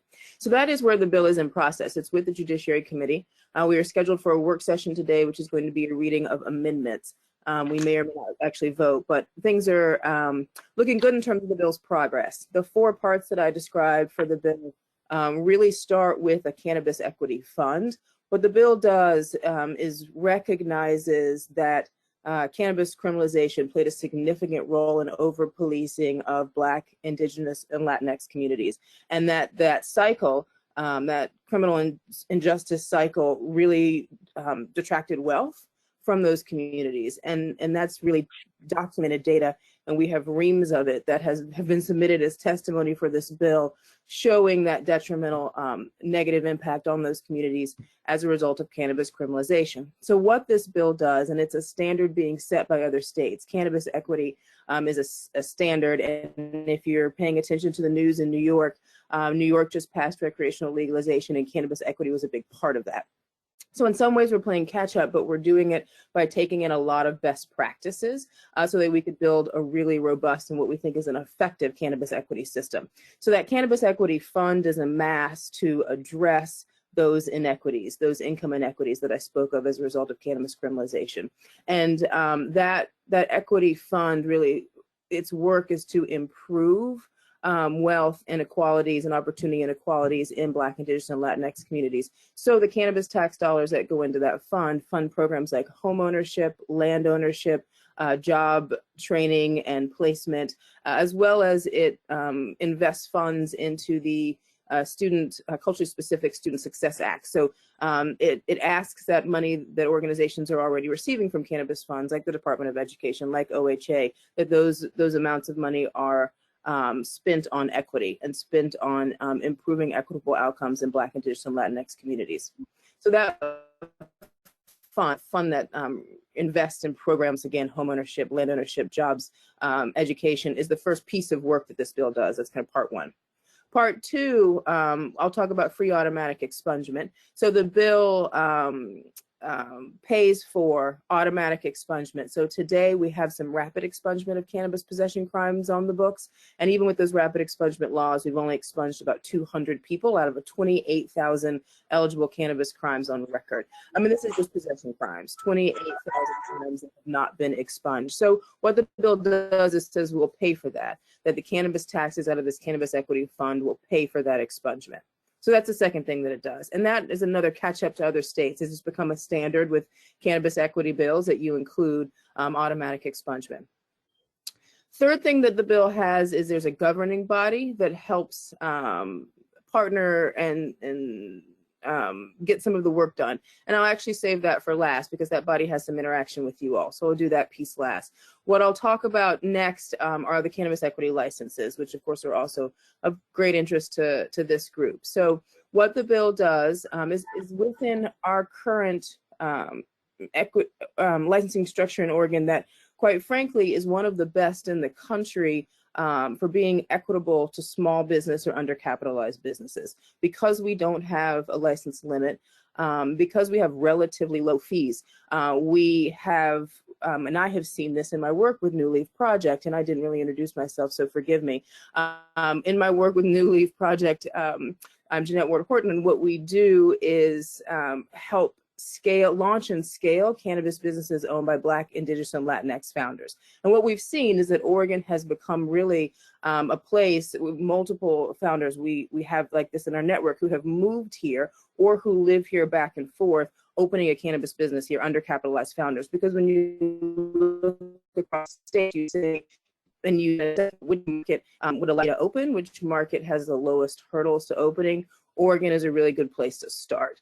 So within what is a really workable framework, we've layered on some additional pieces of these equity licenses that will just bring those hurdles down even more. And one of those is reduced fees. So even though we have relatively low licensing fees, cannabis business is a secret. You all probably know they don't make money out of the gate, especially retailers. Those margins are thin and the regulatory costs are high. And so we have actually loaned some of our businesses the cost to pay for their licensing fees. That's not what you want to do. And so for these very undercapitalized businesses, what we do is we ask that their licensing fees be reduced as part of this bill.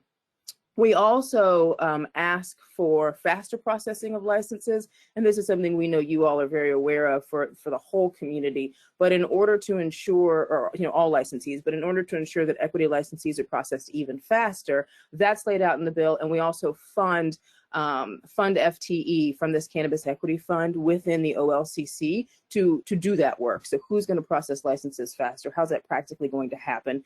So the Cannabis Equity Fund will fund support for taking kind of higher touch care of those equity licensees. And the point of processing licenses faster is that wait time, where you wait on a license, is very expensive. And undercapitalized entrepreneurs don't have it. And so many of these Black, Indigenous, and Latinx businesses don't ever get off the ground because they ran out of money waiting for their license to be approved. So that's something we're looking to address. The other thing that we have with these equity licenses is the introduction of 2 new licenses. And this is a best practice that we've seen in other states, is creating new licenses and then limiting those licenses just to equity licensees. That creates a market where everyone is competing with similar levels of capital relatively. That's the idea, that you've got these undercapitalized founders who have this period of time where they can more slowly, because they move a lot more slowly, establish their businesses and establish their brand. That's the function of not having a lot of capital. You move as fast as the capital comes, and it doesn't come that fast. And they hang on and then they launch. And by limiting these licenses for a period of years, and this is currently the bill says 10 years, and in the amendment we're making that 6 years. But for a period of time you limit those licenses, these folks can really establish a brand and try to equitably compete with each other. So those 2 licenses are a delivery license. So today we have obviously deliveries, I think it's called a certificate on a retail license. This would be a new delivery only license that allows someone to deliver not just within their own municipality, but to others who have opted into delivery. And that opt-in language is coming in an amendment, but once cities and counties opt in, this delivery license would allow someone to deliver anywhere in the state where delivery is allowed, as well as to hotels, which is as exciting to our small operators. The other thing I'll say about this delivery license is we are grandfathering in existing small delivery operators. So if you are a standalone delivery business, so not a retailer who also delivers, but really your only business model is to deliver, and slice that and who that is, those people are grandfathered in. So I think it's important to say that this bill is taking care of our small business owners as well, so that they'll benefit from that license. The second license type that we have is on-premise, or better known as social consumption. And so this license type is in the bill with indoor smoking. We have an amendment after working with the health advocates who have said that they will be fine with an amendment where this smoking is outdoors, which is a new, really kind of a new position that is not what has been said in the past. So COVID and what's happened with being outdoors with COVID, I think has changed minds, that you can move the smoking outside, but be enclosed in a way where it's not viewable to the public. And so we will have our first on-premise license, which I am incredibly excited about. Right now, the amendment, there's no edibles indoors, which is a disappointment. This could be a real innovation for Oregon, but to be at par, we would have both edibles inside and then smoking outside would give us kind of, all forms of consumption, but at least it's a start. And it's innovation, and it'll bring new investment and growth to the industry. So it's an exciting new license.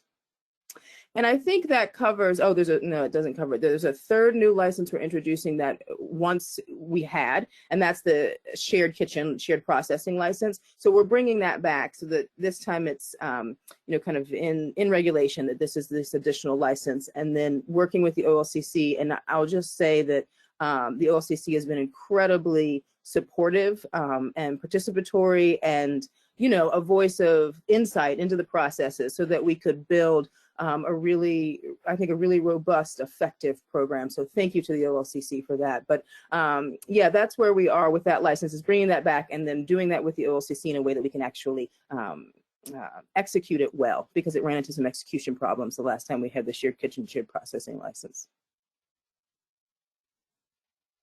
So the last thing in the bill is the governing body. And I could stop there and let you all ask questions or finish with the governing body. So I'll just finish, I think, and then you can hit me with anything you've got. So the governing body right now takes up most of the bill. It is still a pretty lengthy section of the bill, but the body itself and the amendment will be skinnied down and to a smaller number of people. And it'll be a cannabis equity office. And those folks will be paid staff, and they will live in the governor's Diversity and Inclusion Affirmative Action Office, which is a very small office of, I think, 2 people today. So we would be bringing in another 2 to 3 people to people that office. And then there would be a cannabis equity board that's a voluntary board. And that voluntary board plus the office is responsible for making the investments of the Cannabis Equity Fund. So I talked about the fund. Its priority work is investing in the home ownership, land ownership, job placement programs for Black, Indigenous, and Latinx communities. They'll make those investments. They'll make the decisions about where those funds go. And all of those examples I left out, and business support, which is important to say to this group, because that business support, funding for businesses, is both for cannabis businesses, an important element of successful cannabis equity licenses, is making sure they have the funding to get off the ground. The fund brings that support, but it also brings funding support to non-cannabis businesses. And as New Leaf Project, I've had to turn away non-cannabis businesses every day, including liquor brands and businesses owned by Black, Indigenous, and Latinx founders who are looking for capital. So there's a real need for capital for businesses, and that fund also pays for that. So I didn't say that, and that was remiss. So thank you for I made that interjection. So the fund covers all of that, and this equity office and board, their primary work is deciding, where does that money go? Where do we invest those funds? And then their secondary work is saying, is that effective? Were those investments effective? So they'll gather data from communities to decide were those investments effective.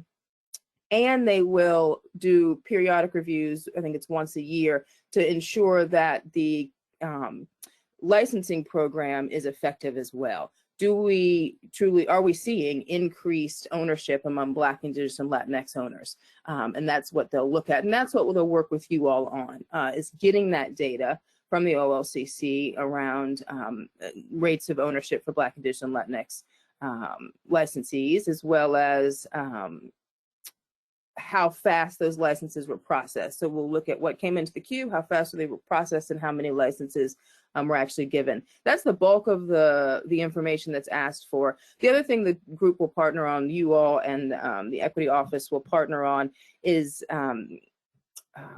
social equity plans, I think is what they're called in the bill. But one change we're making for all licensees is asking them to, as part of their license application or renewal, devise a social equity plan or diversity plan would be another way of thinking about it for their company. So what's your diversity plan? How will you address diversity within your community, within your employee base? And that will be in license applications, and that's something you will work with the equity office on. And the equity office is really meant to be support. You all have your job of running liquor and cannabis, which isn't your primary job, isn't equity, and theirs is. So it's really to be that support and partnership with you. Okay. You did a great job. You did a great job. Excellent. Any commissioners, any questions? Chair Rosenbaum, Commissioner Harper here. Commissioner? Thank you so much for your presentation today. My question is, I read the presentation that you sent, and you said it's 200+ pages.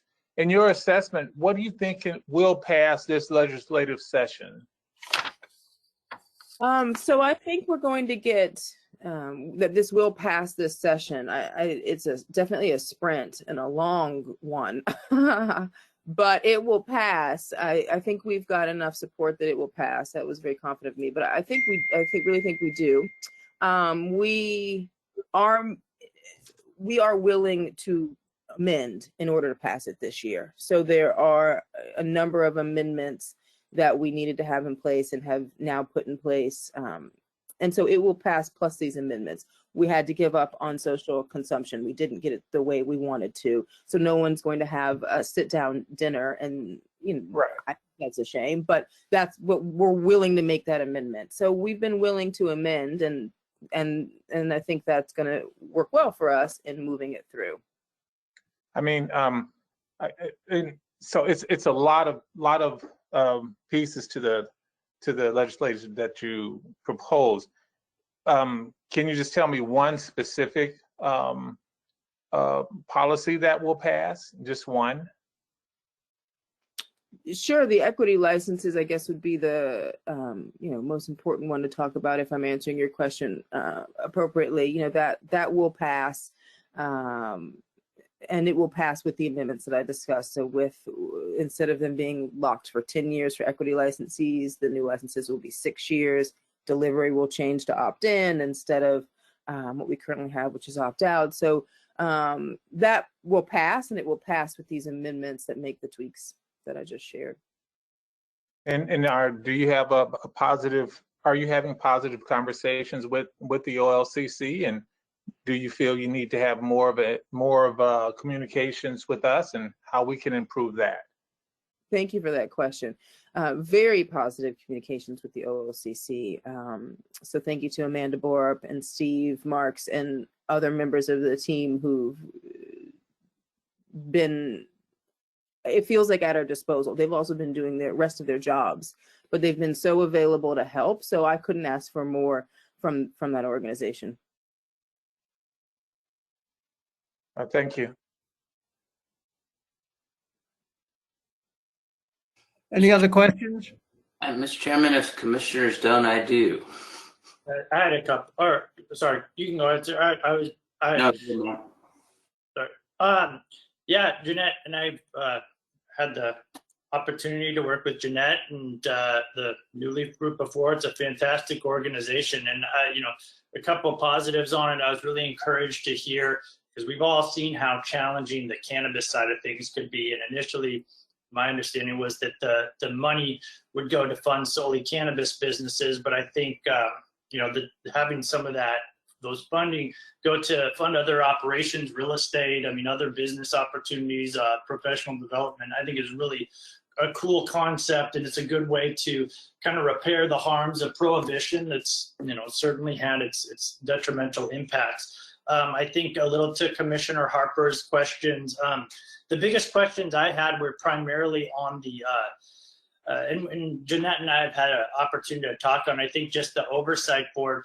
To me, what I've noticed, and it's more, I guess, just a suggestion, is when the agency has clear benchmarks and goals to meet, it does extremely well. Like we saw with licensing earlier this year. I mean, over the summer we had the meetings, lots of backlog, and it's somewhat separate, but and then agency and the stakeholders developed a plan.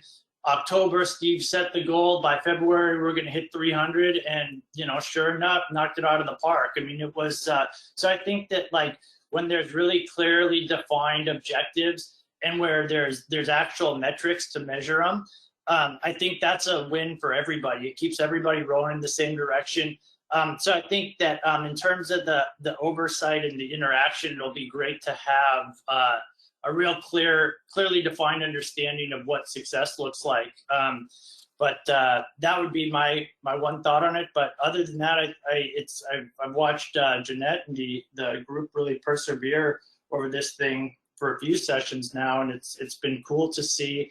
And I'm encouraged on some of the recent developments. I mean, bringing together groups that like I know law enforcement. There've been discussions, and you guys kind of reached a agreement, compromise with them. Jeanette, is that correct? Yeah, that's right. Another amendment posted is around law enforcement funds. We were, the bill originally asked for those funds to be invested in the Cannabis Equity Fund.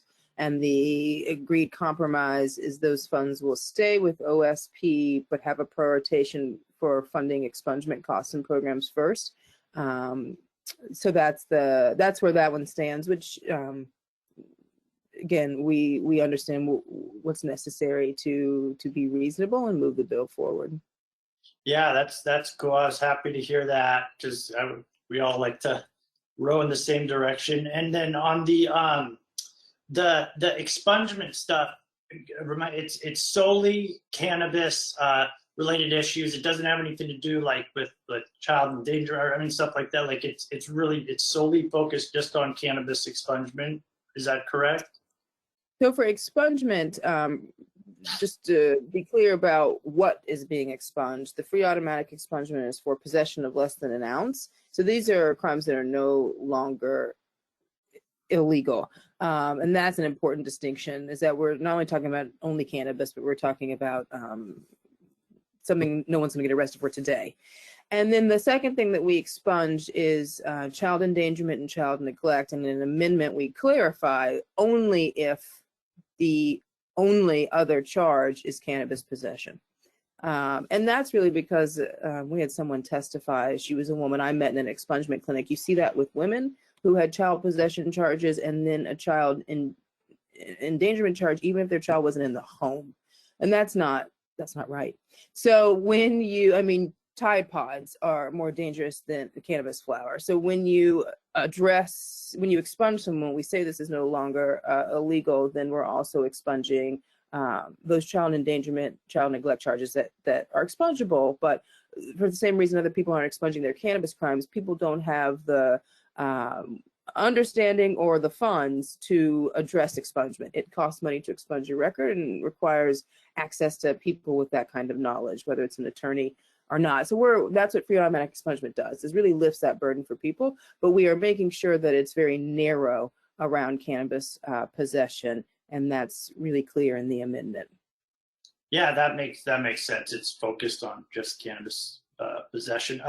Yeah, I think it's and I've heard encouraging things especially in the last week or so. It seems like it's been a long effort, but there's been a lot of compromises made and bringing of people together. I do think probably the one thing, and maybe Steve can articulate it a bit better than I can. I just really want to be sure we keep the good forward momentum and just set good goals that everybody can meet, and because I know how hard the teams worked in licensing and policy. So I'm encouraged. I commend all the hard work. Thanks. We had a very big work group of about 80 people. It included the cannabis industry, it included the OLCC, it included DOJ, it included OPDS. It was just a revenue office, just a really broad group of folks helping us be robust. It included people who'd done equity work in other states who could bring those best practices. So thank you for just kind of recognizing it was a lot of effort, and we think it's going to be really effective. We think you're going to be really proud of what we see in terms of diversity improvements. So I have a question that maybe I'm not sure how to really ask this, but let's assume you get everything you want in the bill, which you're not going to get. Yep.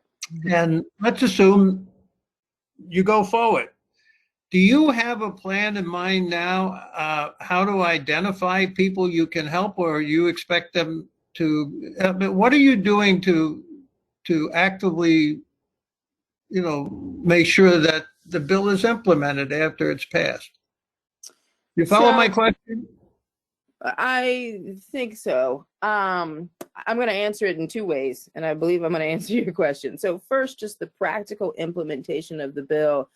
I'm learning how a bill becomes a law. I had not been an activist or a lobbyist or any sort of political person before. There's a rules group, a rules committee that then figures out the implementation, and the bill is going to live in this equity office. So we've created a lot of information, or set out a lot of things in the language about how does this get implemented and by what timeline and who does what. So, but I'm saying there's also my learning of, as I stay close to it, I will continue to learn what it takes to stand this up and continue to be a support. The second thing I'll say to your question, Commissioner, is around laying out rules for equity licenses and support within the OLCC is not the same thing as having Black, Indigenous, and Latinx cannabis business owners come to the table with the tools they need to launch a business. So the other thing that I am doing when I take off this hat with this bill, that was like, where'd that hat come from? I put back on my New Leaf Project hat, and we are launching an accelerator to attract Black, Indigenous, and Latinx folks from all over to Oregon to get these licenses that have the lowest licensing fees in the country that have. So I understand what you're saying from that perspective, and I'm trying to do that work.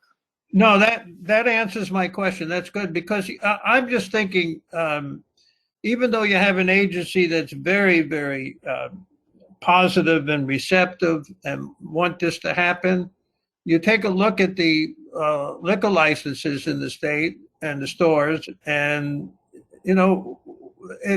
you got to find people who want to actually participate and come in, and so.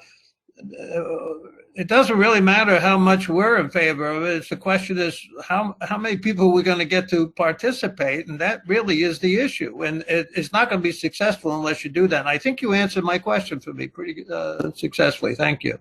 Okay, great. Steve? Yeah, Jeanette, thank you for coming. Thank you for coming and being here. Your work's been incredible in this whole canna entrepreneurial realm. And, I've identified, you've heard me on my mantra about really access to capital is vitally important. Appreciate where you brought the bill to, and from our early discussions of us maybe introducing the bill to where you've taken it with the community and legislature is very incredible here.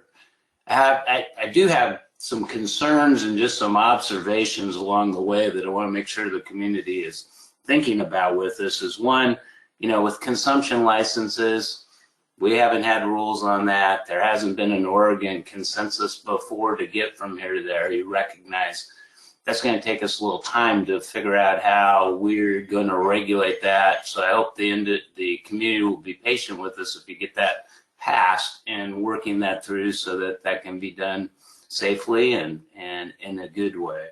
I did have a question. I don't know the answer to this actually in the bill. Does it require some local approval for that consumption license? I'm pretty sure that it does. I'm pretty sure that it's an opt-in as well. Most everywhere else in the country, right, has something like that with consumption. So I think that's important, but limiting in the opportunity, right? And then We've got the delivery licenses, which I think is a tough competitive space, quite frankly. But I appreciate this there, and we got to create space where we can. So, you know, we have the technology to elevate and prioritize those licenses. But I am really excited about the capital and the office and the investment. I was just wondering, does this offer, do you see this offering like the possibility that you could do something like, you know, seed, I don't know how much money, I know you got a lot more money in the bill right now than maybe, but seed like $2 million and work with entrepreneurs to get matching capital and get them, you know, fully integrated licenses and ownership to create some of that enduring wealth in the system. You think that kind of vision is possible within this structure? I do. We were purposeful in the language about funding, Steve, to say equity, because we're thinking about something like, you know, what you just said, that the capital needs to be, we need a lot of options for funding, and we want to grow businesses as big as the kind that you're talking about, and that's an equity investment. And so we want to be open to the capital doing that as well. Last thing I want to bring up, and thank you for that. I think that's really, you know, we could have like the SpaceX, you know, ability to roll out some, pilot them, get them out there, do more based on success and keep it rolling. I did, you know, the concern, and there was more concern, I think, about the governance structure before, but I think it's an important discussion for the commission, you know. I know the commission does not want to be in the position, and I certainly don't, to be the impediment to moving forward from aspirations that we don't know how to deliver on. So to the extent that you can keep us in the role of doing what we do well, you know, moving licenses forward, you know, getting information for you, and then contributing in some way to the financial decisions and how you do it, that would be most operable, because I don't want us to be in a position to be a disappointment with each kind of decision going forward. I know this commission doesn't want to be there. We want to be a facilitator of that work and those productive efforts. So some of the changes that you're describing, I think, give me a lot of confidence that that's a good direction that we're moving in. So thank you for that. Thank you. Could I respond, or? Sure. More of a statement, but I appreciate your work. Thank you. I would like to say yes on the on-premise licenses, understanding we haven't had those before and understanding that will take a lot of time. We, at least the work group is very understanding of that. So I just wanted to acknowledge that. Any other questions? Thank you so much. You did a great job. Appreciate it. Looking forward to working with you. Okay, moving on. We have a report on the 2021 legislative briefing. Rosie? Greetings. Good afternoon, everyone. Chair Rosenbaum, Rosie Shatkin here, members of the commission. You know, I was listening to everyone today, and they've already provided a lot of updates on legislation. We just heard from Jeanette. We just heard from the wine growers. And I'll just talk about just 2 or 3 bills that we're working on. But one critical thing that we haven't talked about is that our deadline to get the bills out of the first chamber is Tuesday, April 13th. So in essence, either the bill dies if it doesn't come out of the committee, or if it goes to Ways and Means or Rules Committee or Revenue Committee, it stays around a little bit longer. So we're working on getting a number of our amendments in. But for the most part, House Bill 2264 that the Wine Association spoke about earlier, and all their efforts and work on that and wanting that piece to move forward. As it's been dubbed, it's the Croy amendments, because Dan Croy has been around for a while and have noticed a lot of tweaks that needed to be done for the last couple of years, and especially post-COVID, to help our small businesses that's been hit hard. That's moving. It's on the floor. It's been on the floor for a little while because the legislators are reading some bills and others are not being read, but some bills are being moved forward today. The other bill is what we've been working on with Devin Morales, also one of our policy analysts here, and the industry testified and spoke on this one as well. It's our delivery bill, and that is an important bill that we're working on with Representative Wilde and members of the committee in just looking at ways, having a discussion around protecting minors and intoxicated people on getting alcohol delivered to the door, and having a conversation around that with stakeholders. And for the most part, the big one that we're working on is House Bill 3000, the Delta 8 piece. We have amendments coming up on that issue. I think folks have testified on that last week and in previous commission meetings. And we're having a conversation with the chair and legislative council tomorrow to finalize the amendments, but we hope to move that one on Tuesday into Ways and Means. But that's an important piece of legislation that a lot of folks are now paying attention to. So that's it for the reporting. I'll keep it brief, and if you have any question, No, that's it. Thank you. Any questions, commissioners? Just a quick one, Rosie. I noted it's so the delivery bill. What's the number on the delivery bill? House Bill 3245. Sorry about that. 3245. Okay, and that one, yeah. The other one, and it looks like we're trying SB 515. It's related to the mandatory reporting by service permit holders. Is that one still in play? It is still very much in play. It was on the Senate floor. They reached out to us and we provided information on potential impact, but we haven't heard back from the sponsor, but we did share with the ELPR officer, not major concerns, but implementation process for our 68,000 licensees.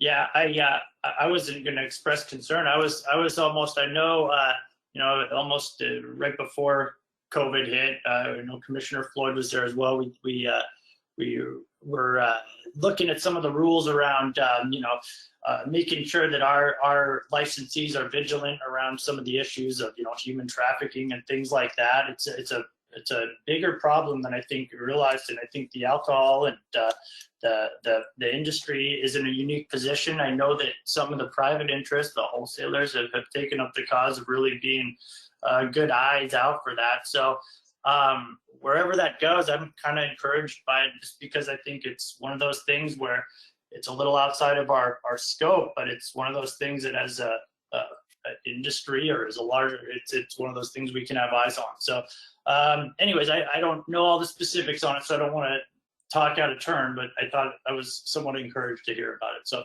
anyways, that's Right. my two. Yeah, it's and by concern, I don't mean in anything negative. It's more on the agency being able to follow through in terms of implementing what the legislators want. We do think it's a good bill. For example, we now have marijuana shops and being able to distinguish whether the bill is associating with alcohol versus marijuana, and making those clear distinctions. I think, for example, we have a bill that Director Rich Evans testified to earlier. It was a technical fix that aligned the way we use enforcement with marijuana and alcohol policy. So those are some of the things that we're looking at with regards to this bill, but we do think it's important, and I believe it came off the Senate floor earlier this week. Sounds great. Thank you for the update, Rose. This is really great. Okay, thank you. We're going to have a very quick update. I don't think Chris is here, but how about the warehouse update? Chair Rosenbaum, commissioners, for the record, my name is Christy Scott. Hi. Hi, Christy. My name is Christy Scott, and I'm the Enterprise Program Portfolio Manager for the OLCC. And stepping in for Chris today, I do have a very quick warehouse relocation project update for you. Monday, the 29th, we released the request for information, the RFI, to the public. Proposals are due back to us on Thursday, April 29th.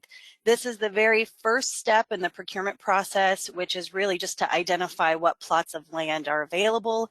It's very high level specifications, looking on the I-5 corridor between Brooks and Tigard. The next step, once the locations have been identified and we've received the proposals, OLCC is going to work with the Department of Administrative Services, Real Estate Services, to review those proposals and conduct some site visits, narrow down that list to find out which ones actually meet our criteria. And in the meantime, OLCC has begun working with DAS space planning specialists to create a more detailed specification list, and that will be released to all the finalists so that they can provide a more detailed response back to us. The bond bill for the funding of this, Senate Bill 5505, is scheduled for a hearing tomorrow before the Ways and Means Subcommittee on Capital Construction, which includes not only the warehouse, but also our 2 IT projects. And then Senate Bill 5506, the construction bill, is expected to be scheduled sometime later this month. And then the last thing I want to leave with you is that there has been a lot of interest in this solicitation, and we've been strongly advised by Real Estate Services not to answer any questions. If anyone calls you trying to look for that upper edge, then what we can do is we're supposed to refer them back to DAS Retail Services, but commissioners, if you get contacted, you are welcome to give them my contact information and I will forward them along for you.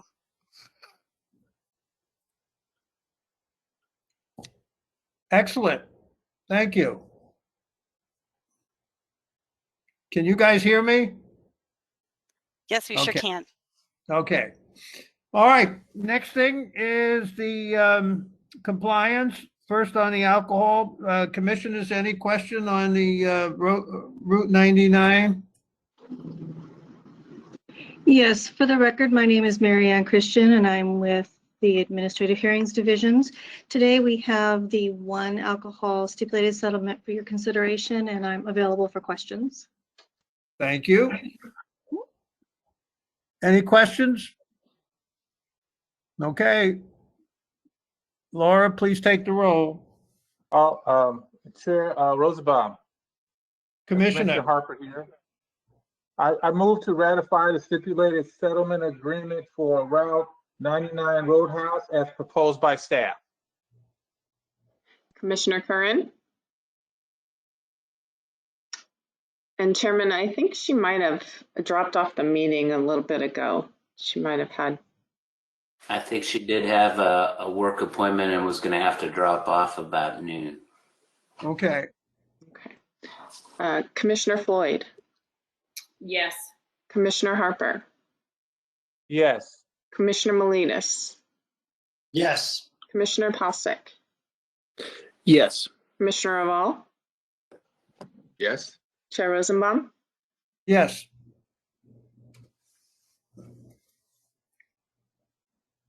Okay, we'll go to marijuana violations. Thank you. And we have 3 marijuana stipulated settlements for your consideration. And again, I'm available for questions. Hey, Chair. Yeah. Commissioner Floyd here. Good afternoon, Mary Ann. I've got a question on the Nebula. Is it Nebula Cannabis? Nebula Cannabis. Does this permittee, do they get to keep their OLCC permit? The permittee. The permittee. Was also had an administrative violation, but yes, she did keep it. Out of curiosity, what is the fine for this violation? For the permittee, I would need to look real quick. I believe it was $250 or 7 days, but let me double check. Well, this is just one of my, peeves, and I think, commissioners know this. I think you guys, where the permittee, and we see this on the alcohol side too, makes an egregious violation, and in this case, the employee smokes marijuana in her car while on a break, and then she returns back to work. And the licensee gets stuck with, a pretty hefty civil penalty and a Category 3 violation on their commission file. And again, in egregious cases like these, I'd like to see the permittee held more monetarily accountable for their actions. Or, as we do with licensees, take away the OLCC permit altogether. There's responsibilities to holding permits, just as there's responsibilities to holding OLCC licenses. And you need to be a good steward of both of those.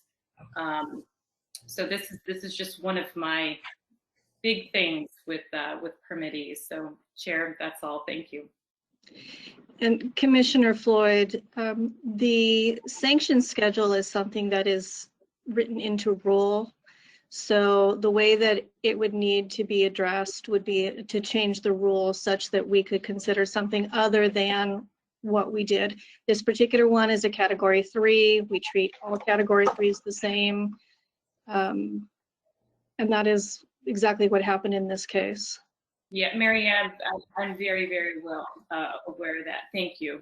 Thank you. I'd like to see the Mary Ann, correct me if I'm wrong, but if the full commission took the position of Commissioner Floyd, then we could tell you to just send it back and we don't accept it, right? Not at this point, because it is for this particular permittee, it's been finalized. The sanction did not go through the settlement process. She paid her money or did her suspension.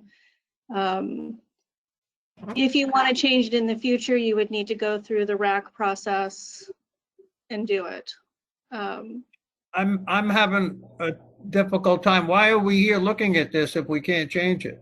You're looking at the licensee's settlement, not the permittee. Commissioner Floyd was concerned about the permittee causing problems for the licensee. Right. It happens many times.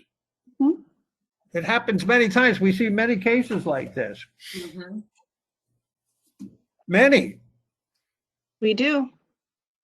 And, and what's unfortunate is, there's really nothing that the licensee could have done here other than to be, say, clairvoyant, right, at the time of hiring and not hire this person. You really you don't know until something like this happens. And I always feel for the licensee on cases like these, where it's just a permittee makes an egregious act, and this is forever going to be on this licensee's commission file. It's unfortunate. Mary Ann, or Chair, I think, to Commissioner Floyd's point, we hear it more and more, and I think that, from my understanding, in the old days, it was basically, the licensee was the captain of the ship. We hold them responsible. But I think as things evolve, especially right now, like with the hospitality industry, people, and I realize we can't change it. It's more of a point of discussion that we look at next rulemaking. But I do think that the sentiments are growing that the permittees need to be held more responsible, because, as business owners, it's just tougher and tougher. You've got frontline employees, can't find staff, you got to take what you can get, and minimum wage going up. There's more and more responsibility placed on the owner. I think that having the permittee bear some of that responsibility as well is to Commissioner Floyd's point, is an excellent one. And I think that maybe if staff can make note that next time we open up rulemaking, we should look at it, because I've heard it from the cannabis industry too. They'll get a license violation for the actions of a frontline employee. And I don't know the right answer, but I think, the rulemaking process on that the time may have come to look at it deeper. So just a thought, but I understand, Mary Ann, it's not the... Well, there's obviously sentiment on the commission to move in that direction. We can talk about more. Commissioner Floyd, you probably should take the lead on that. I'd be happy to. Yeah. Chairman, I just might add, in our negotiations with the industry on Senate Bill 406, which is what's the Category 1 violations and others, we talked a lot about where the licensees land, but in that discussion, this whole employee relationship came up about the penalties. So I think we do definitely need to look at that and look at that through the rulemaking process. So glad Commissioner Floyd has flagged the issue for us. Steve, you got an earful this morning. You know where. Okay. I need a motion, please. On the marijuana stipulations, we need a motion. Chair, I can. Chair, there you go. Go ahead, Commissioner. No, you go. All right, I'm on. Well, heavens to Betsy, guess what, guys? My motion just disappeared before me. Commissioner Harper, do you have it in front of you? Yes. Chair Rosenbaum, Commissioner Harper, I move to ratify the 3 marijuana stipulated settlement agreements as proposed by staff. Hey, Hugh. Laura? Commissioner Floyd? Yes. Commissioner Harper? Yes. Commissioner Miletus? Yes. Commissioner Palcic? Yes. Commissioner Raval? Yes. Chair Rosenbaum? Yes. Okay, Madeline, you're up on the rules. We're going to take each one separately, correct? Yes, and Chair, would you note that Commissioner Kern was excused? Yes. Let the record show Commissioner Curran was excused.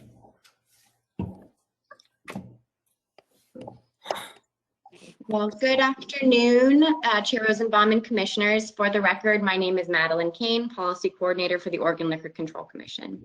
Today, I have 2 final actions and 1 initial action for your consideration. The first rule package for your consideration is the marijuana violation reclassification final action. As the recreational marijuana program has grown and evolved, the Commission has endeavored to balance the needs and interests of licensees with public health and safety. The OLCC is committed to working with and educating licensees on compliance matters. The amendments in this package revise the way some compliance actions are administered. These permanent rules reclassify some administrative violations to better reflect the public health and safety risks, streamline processes for licensees and OLCC staff, and clarify consequences for failure to comply with particular rules. With that said, staff is standing by to answer any questions you may have about this action. Commissioners? Chair, just a question, and Kelly asked, I think we talked a little bit about it, but just for the record, we talked a little bit about, it was brought up at the advisory committee, and I know we talked about it, and there was one thing that I think in the letters that were written and the sentiments were around the notification of arrest, and I think the entire industry panel had expressed concerns around our previous policy, and there was some very legitimate reasons why that policy was in place. But can you go into the changes specifically on the notification of arrest discussions that we've had, just for the record, so folks can highlight that? Good afternoon, Chair Rosenbaum and Commissioner Miletus. For the record, Kelly Rout, Director of the Administrative Hearings Division. I do want to make one point of clarification, although we can discuss the rule language. This, because of timing, this particular rule language, although it relates to violation reclassification, is in the licensing streamlining package. So that's where it will be voted on, but I can give you the information now about the language that was changed. Because we did reach out to both, we sought public comment through both packages to make sure that we covered our bases, and it was discussed at both rules advisory committees. So what we have proposed to do is, ultimately keep the requirement that licensees notify us of an arrest or citation in lieu of arrest, as well as a conviction. We have changed the time period within which to notify us. That's changed from 24 to 72 hours. We have downgraded the violation for the notification of conviction from a category 1 to a category 2, and the failure to notify of an arrest or citation in lieu of arrest from a category 1 to a category 3. And we added some language into the rules, I think just for clarification for industry that, you know, it is important that we receive information about arrests, especially because it's quite possible, and this has happened, that a licensee may be arrested outside of the state or someone, you know, related to, you know, exportation of marijuana or something very serious, and we would like to be aware of that. The language that we have added to the rule states that the arrest or the citation in lieu of arrest in itself is not a basis for compliance action or licensing action, but we may investigate the conduct underlying the arrest. So it is important that the commission receive that information so that we can potentially look into it to see if there is diversion going on at the premises or other serious issues. Thank you. I'll save any other questions at the appropriate time. Thank you, though. That was great. I just got one question on Appendix 2. Just it says Category 1 violation, revocation in a 2-year period. So we've been seeing over the years now, you know, somebody who's got a Category 1, 2 Categories 2, 1 Category 3, and 3 Categories 4. You combine the categories and you end up with X amount of time. Are you actually telling us that if somebody is charged and with a Category 1 violation and it appears in front of us, that you're going to revoke them? Chair Rosenbaum and commissioners, the presumptive penalty for a Category 1 violation has always been license cancellation. I know that. I absolutely know that. Right. We've seen enough of them. We've seen 1 Category 1, 3 Categories 3, and they don't lose their license over it. I'm not saying they should. I'm just saying is this really now going to, you know, if you're charged with a Category 1 and you come in front of us, that you're going to actually revoke it? Chair Rosenbaum, I think this, I mean, Madeline may be able to speak to this. This appendix, I think this just shows the penalty schedule as it exists. It's not changing in this rulemaking package. This is just what this is our current state. And as you know, we might propose cancellation based on the presumptive sanction, but we do reduce those penalties. Well, yeah, that's my point. I've never seen one where you haven't reduced it. I don't know if any of the commissioners have. I've never seen 1 Category 1 violation where you revoke. That's all. I'm not saying it's right or wrong. I just never seen it. Thank you. I will let you know that we have canceled licenses for Category 1 violations. They just don't come to you in the form of settlements. Right. The ones that come to us, I haven't seen. Okay, well, I'm going to remember this conversation as we go later on. That's all I'm going to say. All right, I need a motion if there's no other. Chair Rosenbaum, Commissioner Revelle, thank you. I move to amend 845-025-1440, 1450, 2090, 3305, and 8520, effective April 16th, 2021. Laura? Commissioner Floyd? Yes. Commissioner Harper? Yes. Commissioner Miletus? Yes. Commissioner Pasek? Yes. Commissioner Raval? Yes. Chair Rosenbaum? Yes. Commissioner Curran? Excused? Yes. We'll take up the marijuana streamlining package. So the second rule package for your consideration is the marijuana licensing streamlining final action. Over the course of the past 5 years, the Commission has strived to develop and subsequently regulate Oregon's recreational marijuana program established by the passage of Measure 91. The market's continued growth has attracted many interested applicants, which resulted in a licensing backlog. One of the main issues staff has identified as a barrier to working through this queue is the thoroughness of licensing investigations taking place pre-licensure. The proposed changes to the administrative rules address and expedite the licensing process issues, as well as provide relief for OLCC resources so that OLCC will be able to integrate a more efficient process beginning with pre-licensure, extending through post-licensure. With that said, staff is standing by to answer any questions you may have about this action. Commissioners? Chair Rosenbaum, Commissioner Harper. Commissioner? So my question is, what does expedite mean?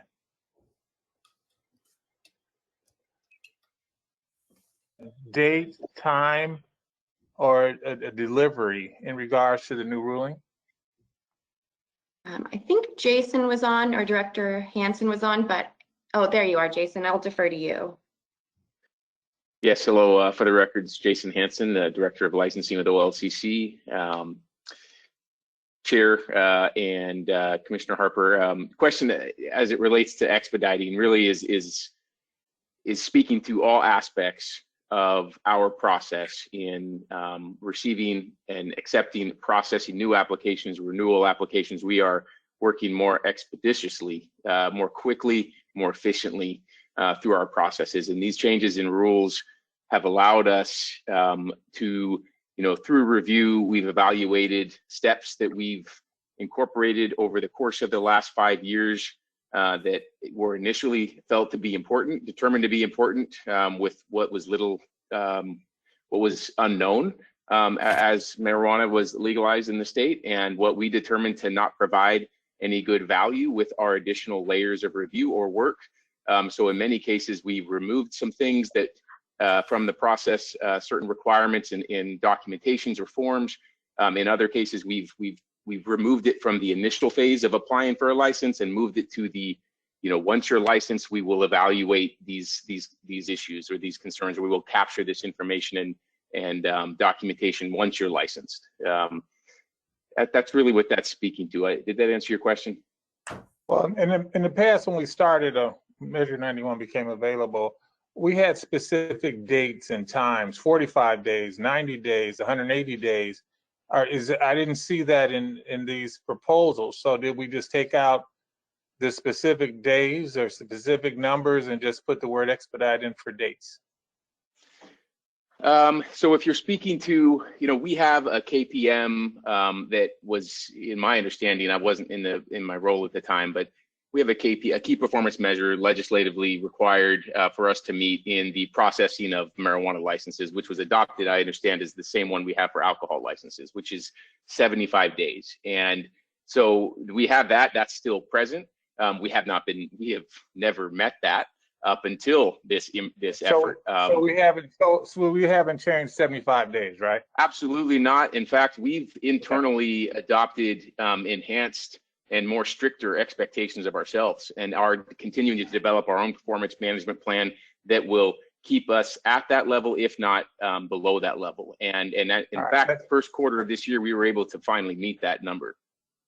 All right, thank you, Jason. That's all. Thank you.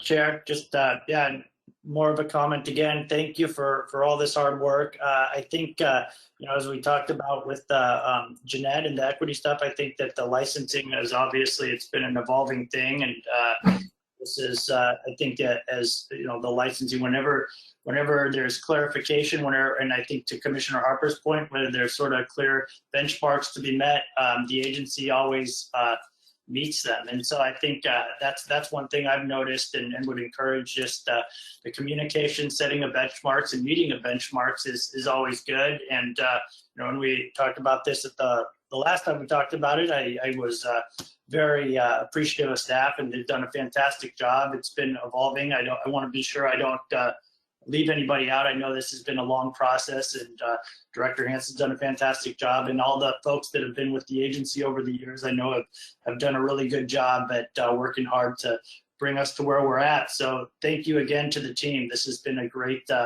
lift, and I think it's one area where we've seen vast improvement over the short period. So thank you again for everybody who's been involved with it. Yeah, the hour's getting late. I've got more than a few questions, which I'm not going to bother with today. But there is one I want to ask on the product size limits. It says a producer may not increase its production tier without written approval by commission. Everything in that section says you need commission approval. Does that mean our commission, the OLCC, or does that mean the agency? Because I don't remember a single time that in 4 years I've been here that we were asked to increase the production tier of a particular person or organization. Can somebody answer me that question? I'd be happy to. Just Jason Hansen, Director of Licensing. Chair, that is not something that goes before the commissioners yourselves. This is something that we have adopted a process where they submit a change request in their tier size, and that is a agency staff process. So why don't you say that? It confused the heck out of me when I was reading. I said, where do we get to see this? This isn't our bailiwick. Why don't you change the language in there? Chair Rosenbaum, if I can jump in really quick. There's the commission has a delegation policy where licensing actions have been delegated to either the director or staff below there. So that's sort of a separate policy that incorporates the ability for us to do that. You're not answering my question, but we'll do it. I do, but that's the reason why we do it. But I hear you. Yeah. All right. And I'd also note, Mr. Chair, that you did set the limits under which we operate for their overall production. Yeah, but you get my point, I'm sure. I mean, I'm sitting there and reading that and saying that's not right. You'd like some plainer language there. It would help, I think. Anyway, can I get a motion, please?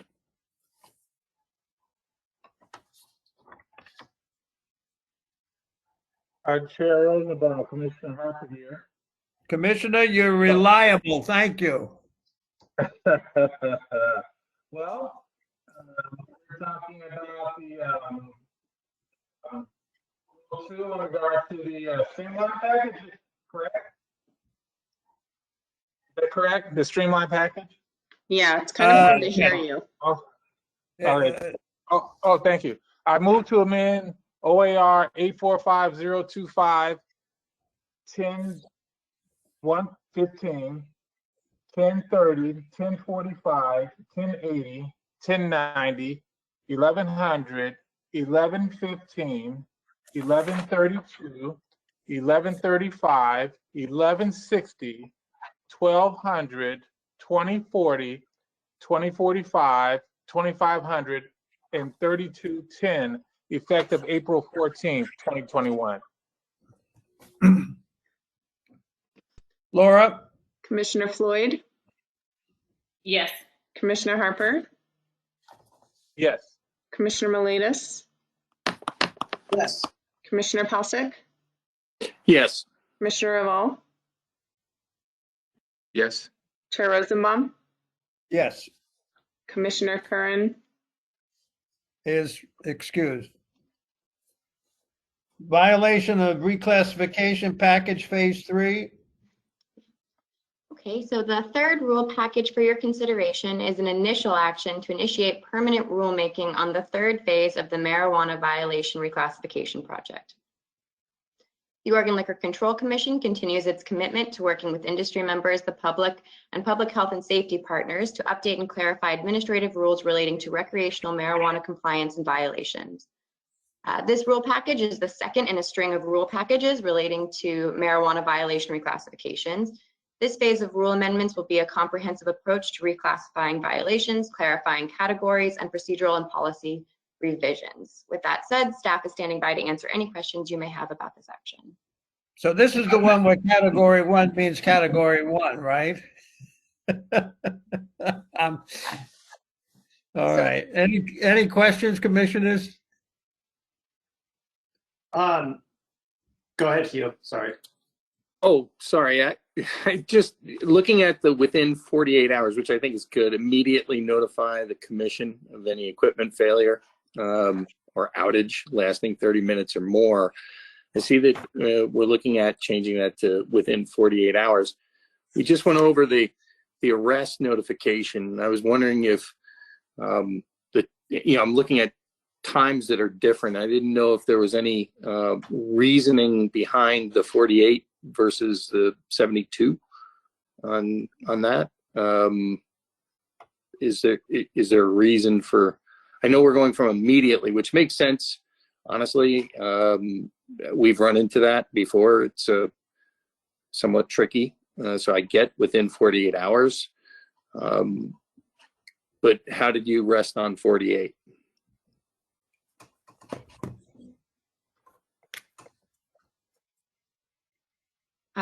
Thank you for your question, Commissioner Palcic. I believe the rule you're really asking about is a rule that we amended in a previous package, but I'm happy to respond. So originally that rule language read as immediately notify us. We heard back from industry members that they wanted that time extended. So when we brought that language to the RAC, we changed it to 24 hours to notify us. There was still some request to extend it again, so we added another 24 hours onto it, so it became 48 hours to notify.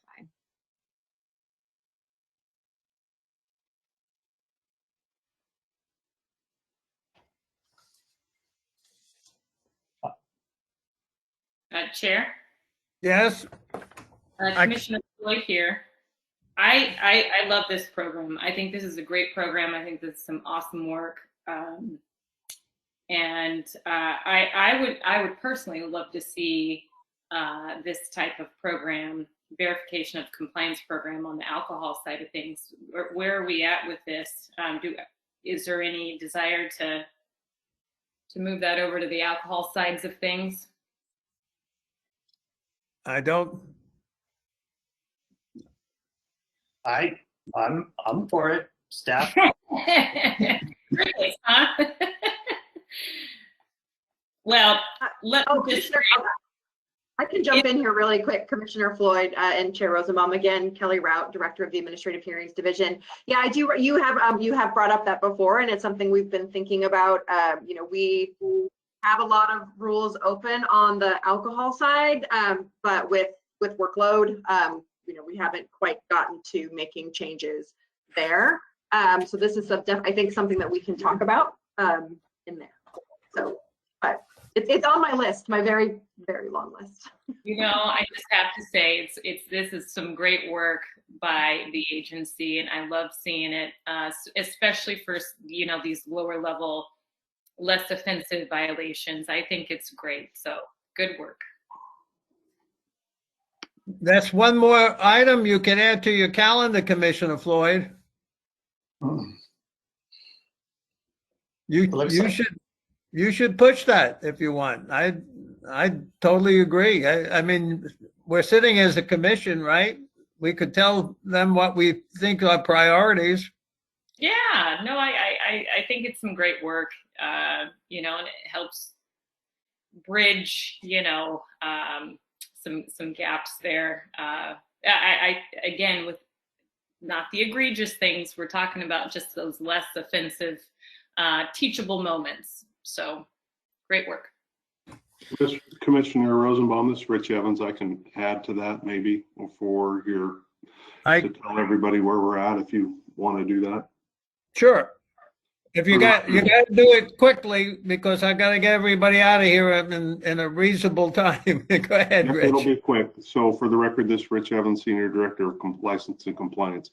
We're all in a 3-step phase right now on the marijuana side to recategorize all of the violations in the marijuana program, right-size those, and that is a full-time job. We have Senate Bill 408 at the same time that will limit the amount of things that will be cancelable on the marijuana side, Category 1. It's actually down to about 5 categories of violations or 5 violations with some on-ramps. And then we will, after the recategorize, we will expand the verification of compliance program within the marijuana field. Once I'm done with that, I will switch to the alcohol side, look at the violations.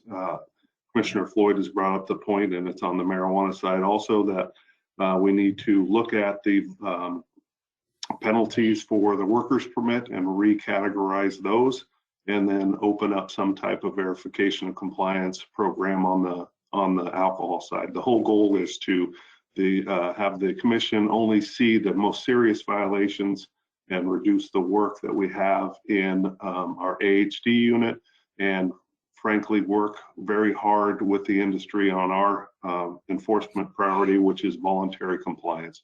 We just want people to voluntarily comply with our rules and take the least enforcement action possible to get them there. And these tools that we're talking about obviously take a lot of work. They're very time consuming, but we're committed to get there on both programs. Well, amen to that. And for the record, I like your beard. All right, is any other comments?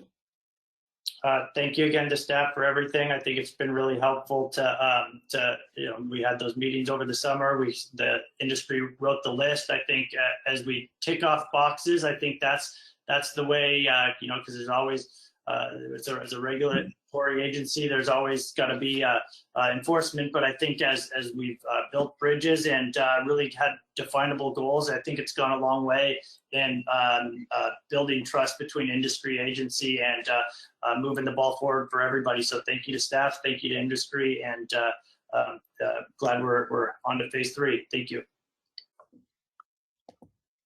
Thank you. I need a motion. Chair Rosenbaum, Commissioner Harper.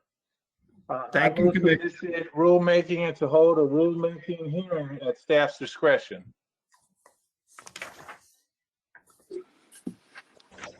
Commissioner Floyd? Yes. Commissioner Harper?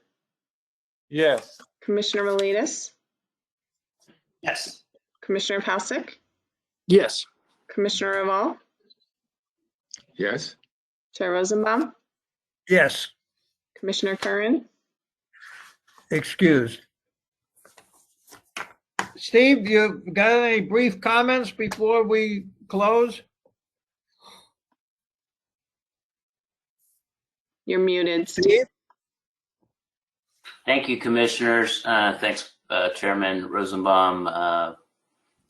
I really appreciate the work you did today. This is a pretty heavy workload. Every time I'm considerably impressed with what we carry on and how active as a volunteer commission you've got to be in, really making significant calls. And, that was not an easy particular vote on the minimum pricing. I appreciated the consideration and all the work of all the commissioners to the staff recommendation. I want to give applause out to our friend who we have deep sympathies for right now, Chris Mayton. Without him, this proposal would not have been as cogent, as well understood by our industry partners, by our retailers, by commissioners, and by me. He did outstanding work in preparing a policy for your consideration, and you did a fine job on your end for consideration. So I appreciate that, and a lot of good work here going on. I think you heard about the reclassification, and I'm glad you took the steps there on marijuana. I think we're doing the right things and getting there on streamlining the process, getting the classifications right, and seems like we may need another step here for Kiana to make sure we hit worker and server permits in that process. So thank you very much. Okay, I thank everybody. I'm looking forward, Steve will have to give us guidelines, but I'm looking forward to actually seeing you guys in person, at least some of you, in May. I plan on being there, and just thank you for all the hard work. And have a great day, everybody. Bye. Thank you. Bye-bye. Laura, thank you. Yes, thank you.